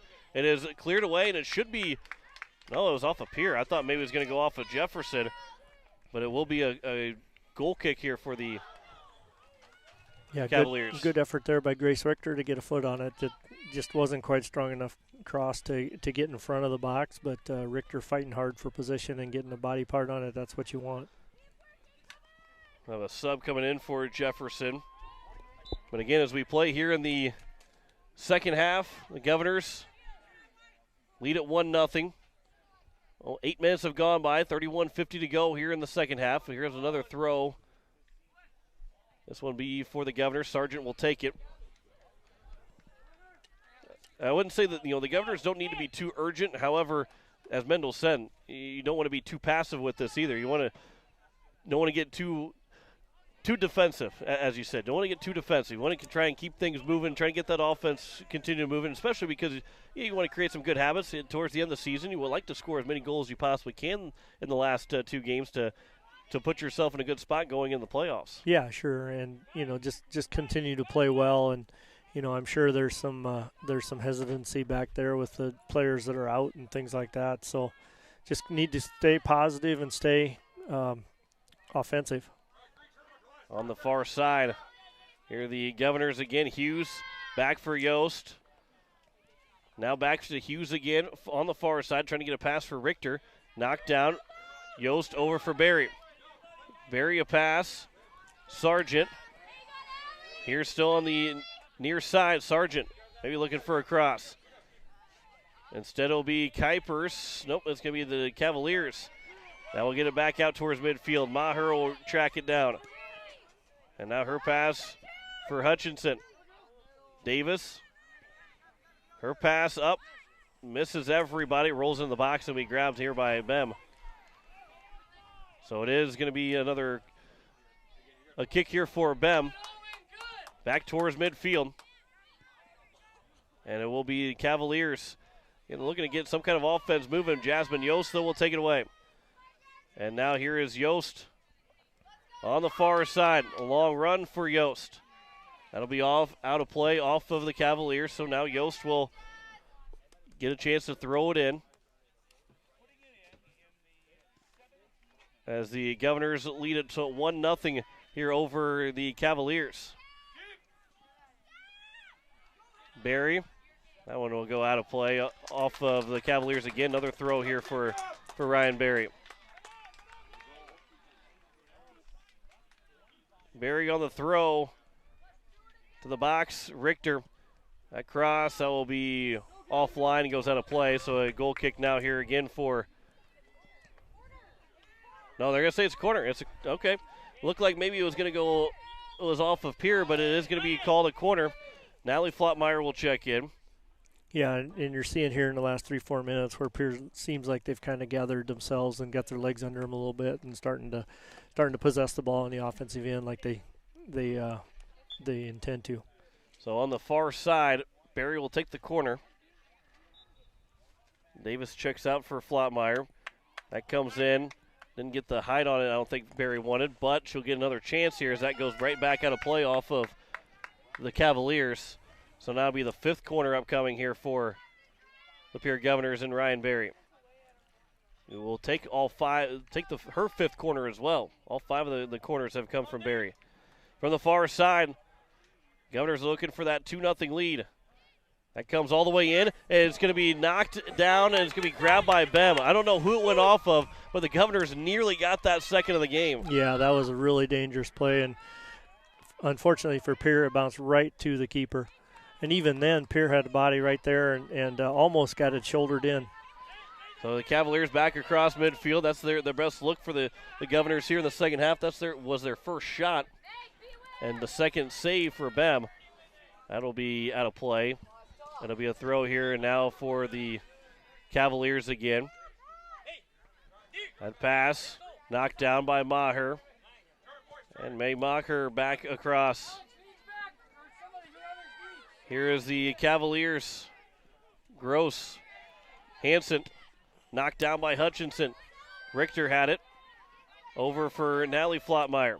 Pass for Sargent, no, but behind Sargent, so it rolls out for a throw. As we play here in the second half, the Governors lead at 1-0. Maher again will knock it down. Maher back over to Sargent, and that'll be, should be off of the Cavaliers, and it is, for a throw for the Governors. And Sargent now will throw it in. Here's Barry. Stepped on the ball, trying to get a pass back for Kuipers, but instead will be taken by the Cavaliers. Schaefer up all the way to the far side. Templeton racing after it. And Templeton will clear it over to the far side. Does not get out, but the Cavaliers want to play it all the way back. Back at midfield.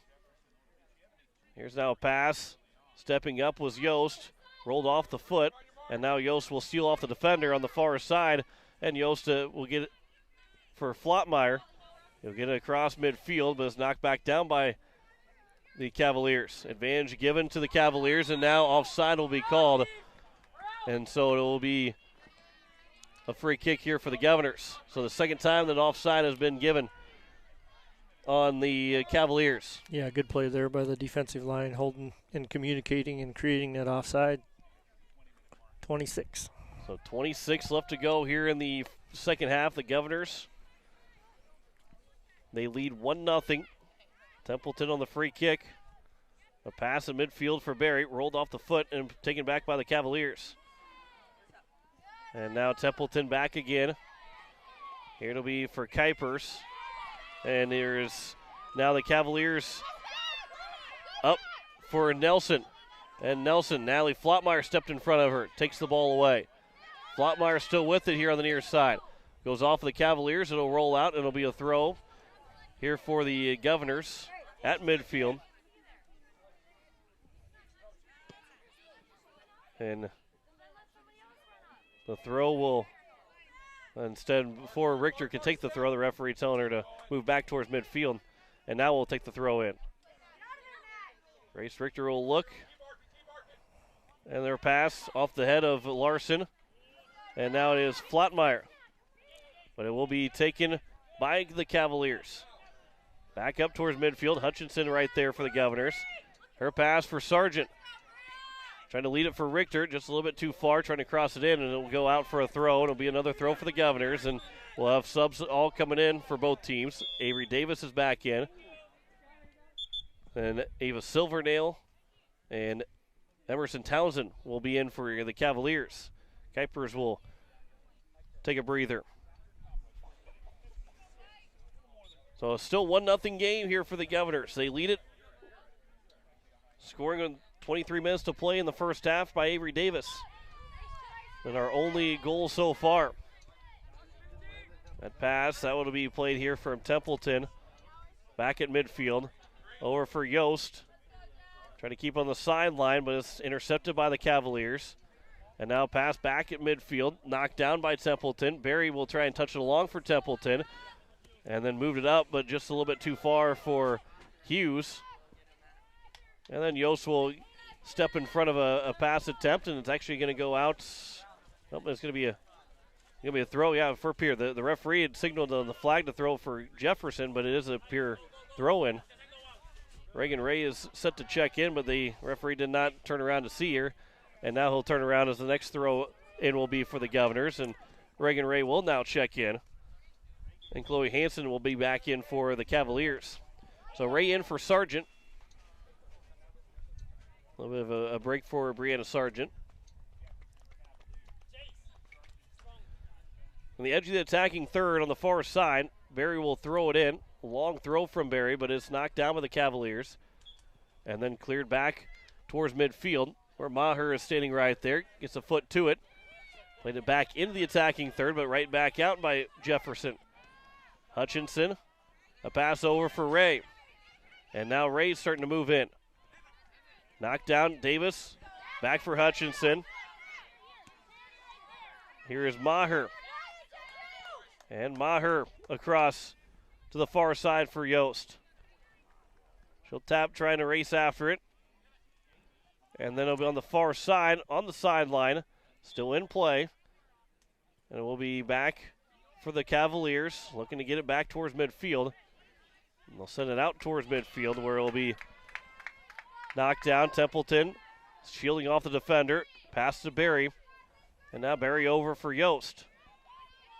Back across. Ray steps in front. And it will come back for Barry. Her pass, that's deflected. And now Jefferson, good job by Hutchinson to knock down one pass. But it will lead for a run for Townsend going up on the near side. She'll cut it back to the midfield. There's a long shot. It was going wide, and Jenna Gehring is right there to grab onto it. And that's no threat to the Pierre Governors. Yeah, that's a really good job. Pierre looked like they might have numbers forward there and get caught, but they hustled back, and really a harmless shot there that will take all day long. So now here is Mackenzie Nelson back across. There's a long shot, and Jenna Gehring might have to say backpedaling. Oh, that's a dangerous. That's a good shot there from Nelson. A dangerous look there, and Jenna Gehring made that look easy, but it was anything but easy. Yeah, exactly. That was a good shot. She thought she had Jenna caught out off the back line, and did actually, but Jenna made a nice adjustment. Here's Ray back at midfield for Hutchinson. Trying to get one forward for Ray, but it's intercepted. And now Davis. Her pass goes back for Maher. Nally Flottmeyer. That will be played in the middle of the field, but no one there for the Governors. Back to Hutchinson. And it'll be called, foul. A foul will be called, 20:50 to go. Halfway through this second half. Governors still lead at 1-0. And it'll be a free kick here for the Jefferson Cavaliers. That pass here the near side. Townsend up Hutchinson. At midfield. It is at the sideline. It's knocked out of play by Townsend. So now a throw here for the Governors. And Hutchinson will quickly throw it in. Richter knocked it down. Davis will play it right back to Richter. And now on the near side still, and it's back out. Again, it'll be Hutchinson. And now we will have time called. I believe we're going to have a water break. So, didn't have one in the first half, but we will have one here in the second half. So, with about 20 minutes to play here in the first half, we'll step aside for a minute, come back and tell you about here, get you set for the rest of the second half. You're listening to Pierre Governor Soccer on KCCR and on YouTube at KCCR Sports. People helping people. Have you ever wondered what the benefits are of becoming a Owyhee Federal Credit Union member? At Owyhee Federal Credit Union, we reinvest profits in you. We do this in the form of lower interest rates, higher dividends, and low to no fees. So come check us out or come in at 221 East Pleasant Drive in Pierre, because at Owyhee Federal Credit Union, we treat our members like they own the place because, well, they do. Owyhee Federal Credit Union. First United Methodist Church would like to take this time to wish the Pierre Governors great success in this sports season. Athletic competition builds skills, leadership, teamwork, and provides lifelong lessons in character development. I'm Pastor Greg, and I invite you to join us for meaningful worship, personal growth, and compassionate fellowship. For a list of worship times and upcoming events, visit our website, pierrefirstumc.org, or our Facebook page, Pierre First United Methodist Church. As we welcome you back here as the Governors, they have a 1-0 lead as we are in the second half. John Winkler alongside Mendel Miller as the Govs will be looking to finish out the second half of the win. And Mendel, you kind of mentioned it here with the water break timeout. It almost works probably better in the favor for the Pierre Governors. Yeah, I think so. You know, Jefferson's had a lot of players shuttling in and out, and as you mentioned earlier in the broadcast, you know, Pierre's bench is a little bit shorter than we'd like it to be, so probably a good idea for Pierre to get that break like that and take advantage of it and come out. Good time for Coach Swenson to give some coaching points as well and try to clean up a couple things that the new personnel are maybe struggling with. Yeah, because what we saw from that was the fact that Swenson was kind of talking about, so you can kind of hear her saying you want to reverse the field, Well, now they got a chance to actually talk about that in a huddle where you basically got a timeout. So after the timeout, we get back to playing, and it is going to be the Jefferson Cavaliers that take the ball back, and we'll take it to the far side. Maher will step in front, and now Niley Flottmeyer. She'll have it near midfield. Flottmeyer moves up. Her pass over, looking for Avery Davis, but it is going to be knocked down. Or it'll be played back, looking for Flottmeyer again. And now here is Nally Flottmeyer. Trying to move it forward, but instead it'll be taken over, and now it's the Cavaliers. Her pass up to Nelson. And then across, it'll be Jasmine Yost over on the far side. Now here is Hughes. And it'll roll out, and it'll be a throw here for the Cavaliers. Hughes again. Her pass. Now over for Richter. But it'll be played again by the Cavaliers at midfield. Barry ran over the top of it. And now the Cavaliers to the far side. Silvernail. Her pass up for Bem. Instead, the Governors get to it, knock it out of play. Another throw here upcoming for the Cavaliers. Kuipers will check in here momentarily when the Governors have a chance to get a throw or a potential goal kick. Comes over for Ray, but it's knocked down. And now here is on the near side, Townsend. Townsend a pass. And a good job by Yost to step up and cleared it away. That's a fantastic job. Now here's a chance for Richter. Richter's going to get a long run, try to move it in to the top of the box, but instead the Cavaliers were able to get back defensively, and Richter couldn't get a shot away. Yeah, I'd really like to see Grace Richter just turn it loose down the right side there with the ball. She's one of the fastest girls that Pierre has, and I think she could have been really dangerous. On the quick throw here from the Cavaliers, Barry takes it away, leads it up, moving it forward, but it will be, now will go out for a goal kick. And the Governors will get their subs in, the Cavaliers as well. Sargent and Kuipers are both in for Flottmeyer and Hughes. And Hanson now is in. She'll check in for Townsend. As here for the goal kick from, it'll be actually taken from Silvernail, from Ella Silvernail. Now to here the near side, it is Nelson. And a foul is committed by the Cavaliers, so it'll be a free kick for the Governors. Third time that they've been called for a foul as Sioux Falls Jefferson. And again, we're with that timeout too is basically the midway point, which also allows the Governors knowing that they are within 20 minutes of getting this win, but would like to see potentially maybe another goal being scored here this afternoon. Yeah, we got to keep, like I say, keep being an offensive threat. Keep Jefferson on their heels. If we just sit back and let Jefferson attack, that's when things get out of hand. So we got to keep pressing, keep trying to get forward. The Cavaliers will get the throw as they'll looking to move it up the sideline. It'll go back out by the Governors, and another throw here for Sioux Falls Jefferson. Templeton, that will go out for another throw, so Sioux Falls Jefferson moving down slowly, inching down the sideline right now with a couple of throw-ins. And the throw here, the center line, be played across. Hutchinson couldn't knock it down, so now here's a chance for Nelson. Nelson will move in. Her shot will go wide, and it will be out for a goal kick.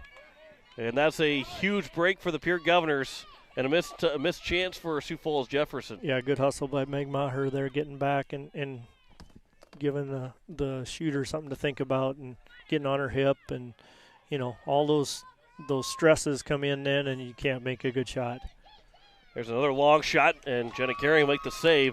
That one, again, not a real dangerous chance, not the most dangerous chance that they've had, but another good look. And, Jefferson at this point saying if we throw everything in the net, there's no bad shot that we can have, especially if it's on target. Right, exactly. And I think you've seen, Jefferson has some people that can shoot the ball. They're pretty efficient and can strike the ball well. So every shot is a little bit scary. At midfield, the Cavaliers, that pass looking for Nelson. It'll be the referee, I believe. Well, no, it will be Jenny Gearing to pick it up. Well, the referee is still pretty far down there, thinking that maybe it would have been offside, but he didn't have the flag up like it was offside. So Kuipers, it will be played back.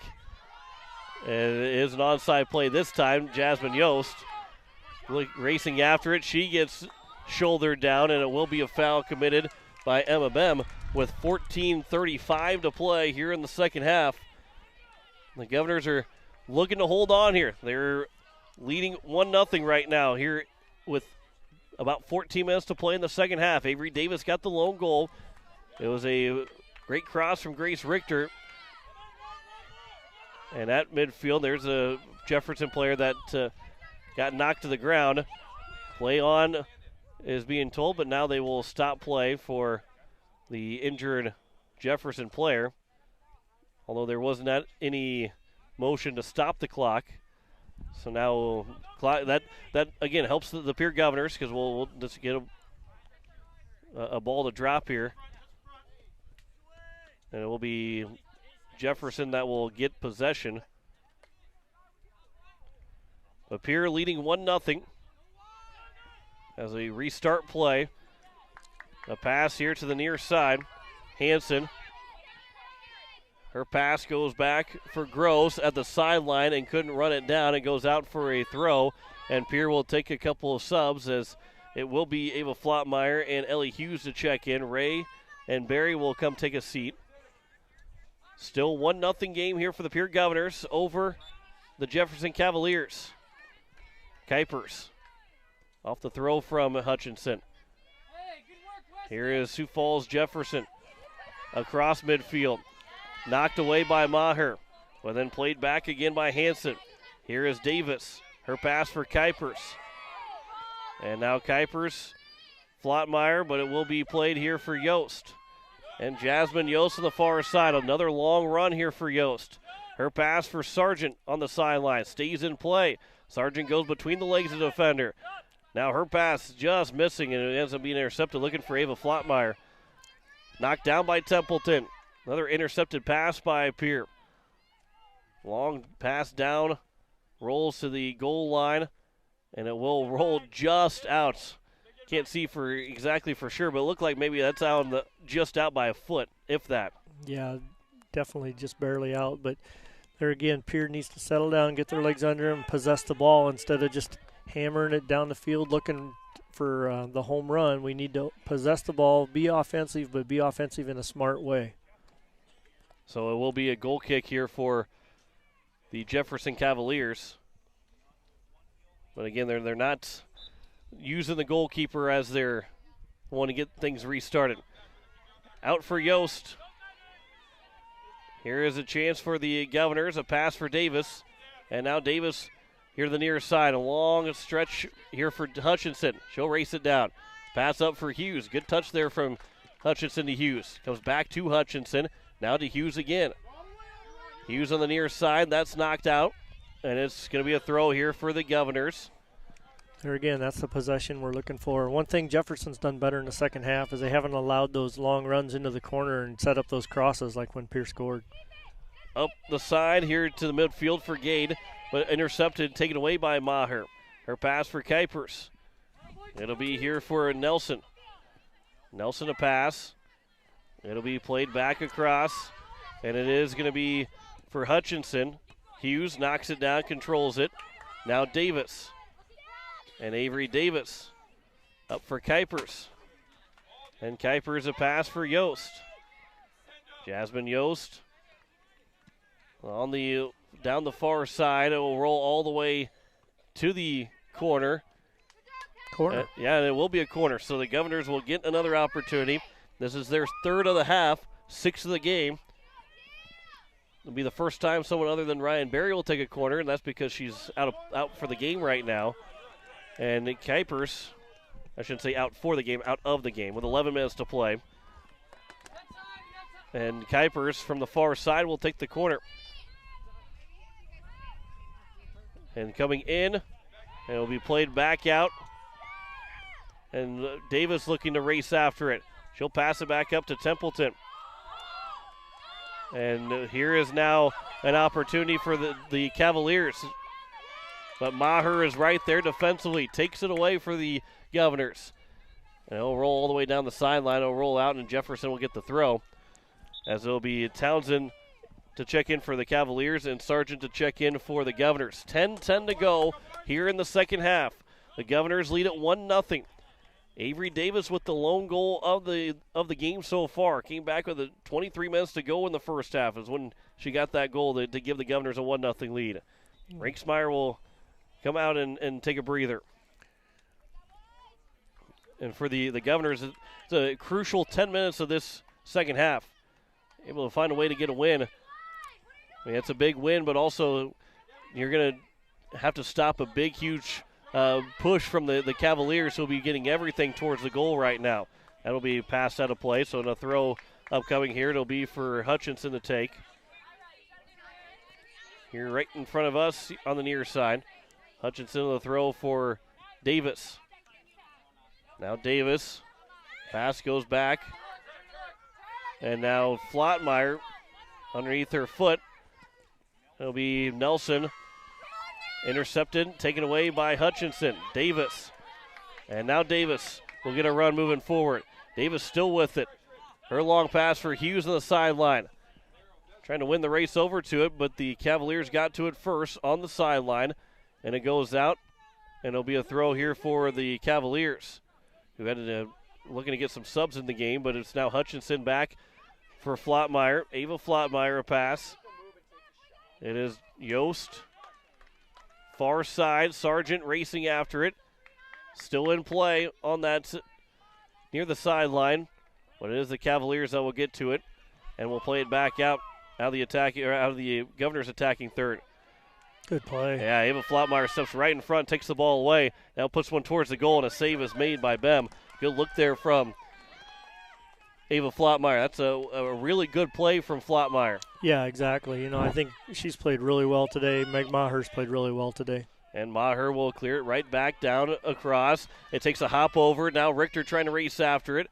But it will be first to get to it of the Cavaliers, but Richter will be over there on the sideline to end up taking the ball away. And it will be out of play. It'll be a throw for the Governors. 3 subs are waiting for Jefferson, but with Pierre having the throw in, no subs will check in here for the Cavaliers. So on the throw, here it is out from the Cavaliers. And Maher gets knocked out, and a foul is called against the Cavaliers and against Mackenzie Nelson. So that's a big break for Pierre near midfield for their next free kick with only 7:20 left to go here in the second half. So a 1-0 lead here for the Pierre Governors. And the free kick will be right at midfield. And the Governors right now can take their time. At the point of where you're at, you don't want to press too much now. You want to make sure you're back defensively in the last 7 minutes. Yeah, now with 7 minutes to go, now you can fold back and make sure that you're being smart and not getting caught out of position, have numbers behind the ball. Templeton from midfield, over for Sargent. Had it, but is going to be pushed back to Davis. Makes a move around the defender. Davis still moving in. Over towards the corner of the box for Hughes, but offside. A little bit too far, and also Hughes is offside, so it will be the first offside against the Pierre Governors. Now here's Barry to check back in for Ava Flottmeyer. Those 3 subs came in for the Jefferson Cavaliers. But as we get towards the end of this contest, this is a big last 6 minutes. That one is going to be taken by Barry. Not a good free kick there from Jefferson. Pass from Barry to Sargent, trying to lead it in for Kuipers. It bounced around a couple of times and out for the Cavaliers to clear. But then Jasmine Yost is there for the Governors. Able to control it, and a pass for Sargent. Trying to get it back for Richter. Sargent with the header on it, and then she's going to call for a foul, leaning on top of the defender on the jump. I'm assuming that's what the foul was called for. Yeah, I think that's why he called it, but she kind of had to have some place to come down. Yeah, and that was one of those where you jump and all of a sudden somebody else goes in where you're trying to fall. You kind of have to lean on them a little bit so nobody gets hurt. But it will be Yost up. Sargent over now for Richter. Her pass misses both Kuipers, Barry, and Hughes is too far away for that one. And now the Cavaliers again. A pass goes back with 5 minutes to play. 1-0 lead for the Pierre Governors. That one knocked down by Hutchinson. We've seen this song and dance before, a 1-0 lead for the Governors in a home game where they've mostly been their final scores against their teams. They're looking to hold on for another 1-0 win. That one will be played out, and it'll be a throw here for the Cavaliers again. With under 5 minutes to play, the Governors are looking for a 1-0 win. Jasmine Yost, that goes out off of Jefferson, so Yost will throw it in. Davis, a pass back for Yost, keeps it in play momentarily, but it goes out for a throw for the Cavaliers. Again, if you're Sioux Falls Jefferson, everything is going to start making their way towards the goal. You're running out of time here with 4:17 left to go. And if you're Pierre, you're happy to do just that, is just clear it back across midfield and make Jefferson go all the way across the field. Richter almost stepped in front of the goalkeeper's pass, but it will be here on the near side. They were able to reverse the field of the Cavaliers, and that'll be out of play. Oh, they're going to call a foul, though, on the Pierre Governors, so it'll be a free kick here for the Cavaliers. And quickly taken from Hanson. out of midfield. Sargent, that's knocked down. Sargent still with it for the Governors. Jefferson trying to get the ball back. 3:35 left to go here in the second half. The Governors still lead at 1-0, looking for their 8th win of the season at 7-3-1 right now. With 1 game left to play on Tuesday, that goes out of play. Here comes another throw, and a sub coming in. It will be for Laney Breen will check in. A long run out of play, having to come off to the sideline. That's going to be Ernstner that will come out. At this point in the game, that sub, you're hoping that sub pays off for you. That took a lot of time off the clock trying to get her on the field and the other sub and the other girl off the field. Yeah, exactly. That's probably 15, 20 seconds there of lost game time for them. Yeah, that's under 3 minutes to play now here in the second half. That one, a foul called on Jefferson. And so a free kick here for the Governors. Settle in here. Make sure you take your time. Make sure, Pierre likes to go quick on free kicks, but not this time. Get everybody set up, everybody how you want to, maybe even move a piece just a little bit. As that pass for Richter. Now Yost. 2:23 to play here in the second half. The Governors, that's a foul called on Kuipers. Yeah, that was another pretty soft contact after what's been going on so far. I think he's calling it a lot tighter here in the last couple minutes. So for Pierre, now they get the ball back. Here's Richter. Richter on the far side. She'll stop. She'll still have possession. 2 minutes to play. And now a foul will be called on Richter, who is trying to get the defender off of her, but it'll be a free kick now for, again, the Cavaliers. 1:50 to go. They got it across midfield, but it was quickly back again from the Pierre Governors, and Barry throws it all the way down to the sideline. It rolls out for a throw, and it will be now a quick throw for the Cavaliers. That throw goes off of one of the Cavalier players, comes right back to the girl who threw it in. Like a designed basketball throw when you try and throw off the backside and get an easy layup. But it goes off now for the Pierre Governors to get a throw. With now 80 seconds left to go. They throw it all the way down and roll out for a goal kick. And the Cavaliers are trying to move very quickly now. With 1:10 left to go in the second half. Across midfield. Yost, that goes out of play. So now a throw again for the Cavaliers with only 1 minute left to go. Right back out of play. The Governors are more than content to keep the ball going out of play and having Jefferson continue to throw the ball back in. And that's exactly what Bree Sargent does. She'll head it out of play. Another throw for the Cavaliers with 45 seconds left to go. Barry, that one's knocked down at midfield, but it's played by Kuipers. And then it'll go to the far sideline where Jefferson unable to get over to it. And now Brianna Sargent will take her time throwing it in with only 30 seconds left to go. And now she'll drop the ball for Jasmine Yost to throw it in. So the Governors are well within control of this one with just about 18 seconds left. Another throw here for the Governors. Down to 12 seconds, and the Governors are in no hurry to throw the ball in. Over, out of play, and it will be a goal kick. But with only 4 seconds left to go, the Pierre Governors will get another 1-0 win over the Sioux Falls Jefferson Cavaliers. Another 1-0 home victory for the Pierre Governors. We've come to almost be expecting a 1-0 win, but the Governors do get the job done. They win at 1-0 here over Jefferson as they will take it, and we'll come back here in 3 minutes, and wrap up our first game of the day of our doubleheader between Pierre and Jefferson. Back in 3 minutes, you're listening to Pierre Governor Soccer on KCCR and on YouTube at KCCR Sports. When you want the best prices and best selection, go to Wagner Auto in Pierre. The certified sales staff at Wagner Auto will provide you service after the sale and how to get easy financing. Check out their website, WagnerAuto.com, or stop in. They have the best prices and won't be undersold. Wagner Auto has the region's largest selection with over 280 new and quality pre-owned vehicles. GM certified pre-owned vehicles give you peace of mind with their 12-month or 12,000-mile bumper-to-bumper warranty and 5-year or 100,000-mile powertrain warranty. Log on to WagnerAuto.com or stop by Wagner Auto in Pierre, South Dakota's oldest auto dealer since 1907.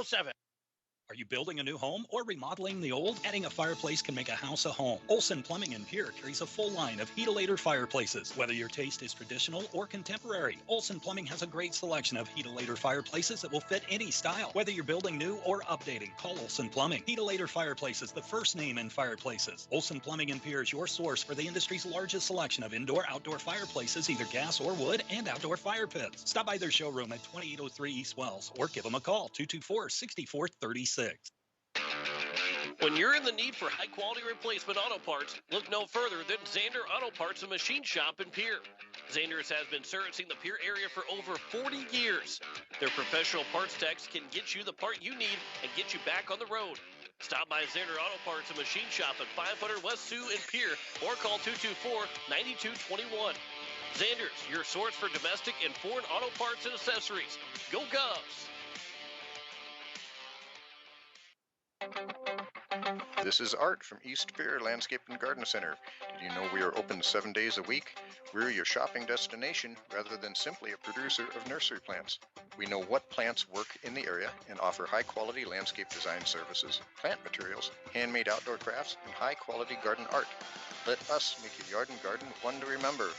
East Pierre Landscape and Garden Center, east on Highway 34, north of Farm Island in Pierre.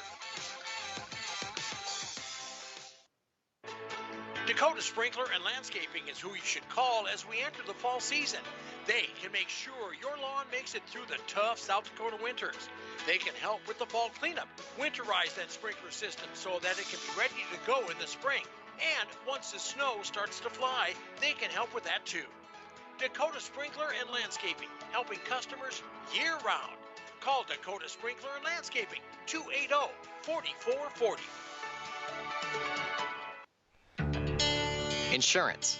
We all need it to protect our homes, health, businesses, and belongings. But having adequate coverage is just the beginning. You also need the support of professionals who stand by your side to protect what's important to you. Fisher Rounds & Associates combines the coverage you want with the commitment you need. Fisher Rounds & Associates, at your service, at your side, with offices in Pierre, Mitchell, Watertown, Sioux Falls, and Rapid City. As we welcome you back, it is a final here in Game 1 of our doubleheader between the Pierre girls and the Jefferson Cavaliers. A 1-0 win for the Governors, as it was Avery Davis with the only goal of the game. Came with 23 minutes left to go in the first half. Grace Richter with a great cross. And Mendel, we talked about that in the first half, is that the fact that the Governors with their crosses and their corners, the goalkeeper was coming out. It was being very confident and making plays. However, that one cross was the difference maker in the game, where Richter got enough elevation over it, where Bem couldn't touch it, and Davis was able just to guide it in. And I say just, as it sounds like it's easy. She was able to get that to guide in for the lone goal. Yeah, exactly. Can you hear me now? There we go. I got you. Yeah, you're exactly right. You know, you got to give Bam credit. She played a really good game, or Bam, sorry, and she played a really good game, and just made the one mistake, and Pierre capitalized on that one mistake, and that's a lot of times what soccer comes down to. You know, you play 80 minutes and you're working hard and going back and forth and running lots of miles and things like that, and just one mistake can turn a game, and today it did, and. But one thing I was really happy with, you know, and you were talking about earlier, the 1-0 wins at home and things like that. Every other 1-0 win, Pierce had to kind of weather a really good chance, if not multiple chances in the last minute. And today they kind of sealed it and kind of decided that they could kind of, you know, put the clamps down and knew how to make that 1-0 lead stand up. Yeah, the Governors outshot, actually, Jefferson outshot the Governors 7-6. It was 3 saves for Jenna Gehring, 3 saves for Bem, and that was with 7 corners for the Governors and only 3 for Jefferson. They didn't have any. Jefferson did in the second half. That was a big reason for the Governors not having to deal with a whole lot of chances. While Jefferson ended up having more shots than Pierre, you look at the chances and the quality of chances that those shots led to. Jefferson didn't have the quality that Pierre had, especially in that first half. Yeah, Jenna Gehring's had a lot of games this year where she's had to make some really, really tough saves and keep Pierre in the game and things like that. I think today was a lot more comfortable for her. The saves were fairly routine. I think one in the first half she kind of had to get and dive out for and make a play. But for the most part, the shots that Jefferson put on her was fairly routine, and that's a good sign for the defense as well, and especially as banged up as Pierre was today. And the Governors now at 8-3-1 will now play the Huron Tigers to close out the regular season. That'll be coming up. The girls will play at 6 o'clock. It'll be the boys first on Tuesday, and the girls will play at 6 o'clock, as we'll have that doubleheader for you here on KCCR and on YouTube at KCCR Sports. Getting ready for the Pierre Governor boys soccer game as they take on Jefferson, who you flip the script a little bit between the Jefferson teams, where the Governor girls were playing a Jefferson team at the bottom of the standings, towards the bottom of the standings. The Governor team is playing, the boys are playing the Jefferson team on the top of the standings, 8-1. Their lone loss coming up this past week for the Jefferson Cavaliers. It's a big game, and if Pierre can get away with the win, get an upset, get a 50-point win over Jefferson, all of a sudden they're looking really good to have both these teams playing here in a week from Tuesday in the first round of the playoffs. Yeah, and that's certainly what we want. We want to host those games, and you're right. And, I think I'm not exactly sure. It sounded like the JV boys might have won. They were definitely having some success, so hopefully that bodes well for the varsity as well, and Pierre boys can get a win that probably people aren't expecting, but they're more than capable of getting. The fun thing that you don't hear from pretty much any other place that we go to is that you hear the JV game right behind us every time, so you hear a lot of excitement when there's not much going on during the varsity game. You hear that on both sides, but that's the fun about what the Pokefields have. And we'll now flip from facing the west to now facing the east, and we'll have that game here coming up in just a little bit, right? No, facing the west. We're facing the east now. Yeah, you knew what I meant. Just turn me off again. The Pierre Governor girls, they win 1-0. I am right about that. They did win 1-0 over the Jefferson Cavaliers. Well, the boys game coming up here in just a little bit. If you're watching on YouTube at KCCR Sports, we will have that game coming up on YouTube. We're going to end the broadcast here, and we'll get back on the air here on YouTube just a little bit before 3 o'clock whenever that game is scheduled to kick off. So we'll step aside. We'll come back, and we'll have more for you as you're listening to Pierre Governor Soccer.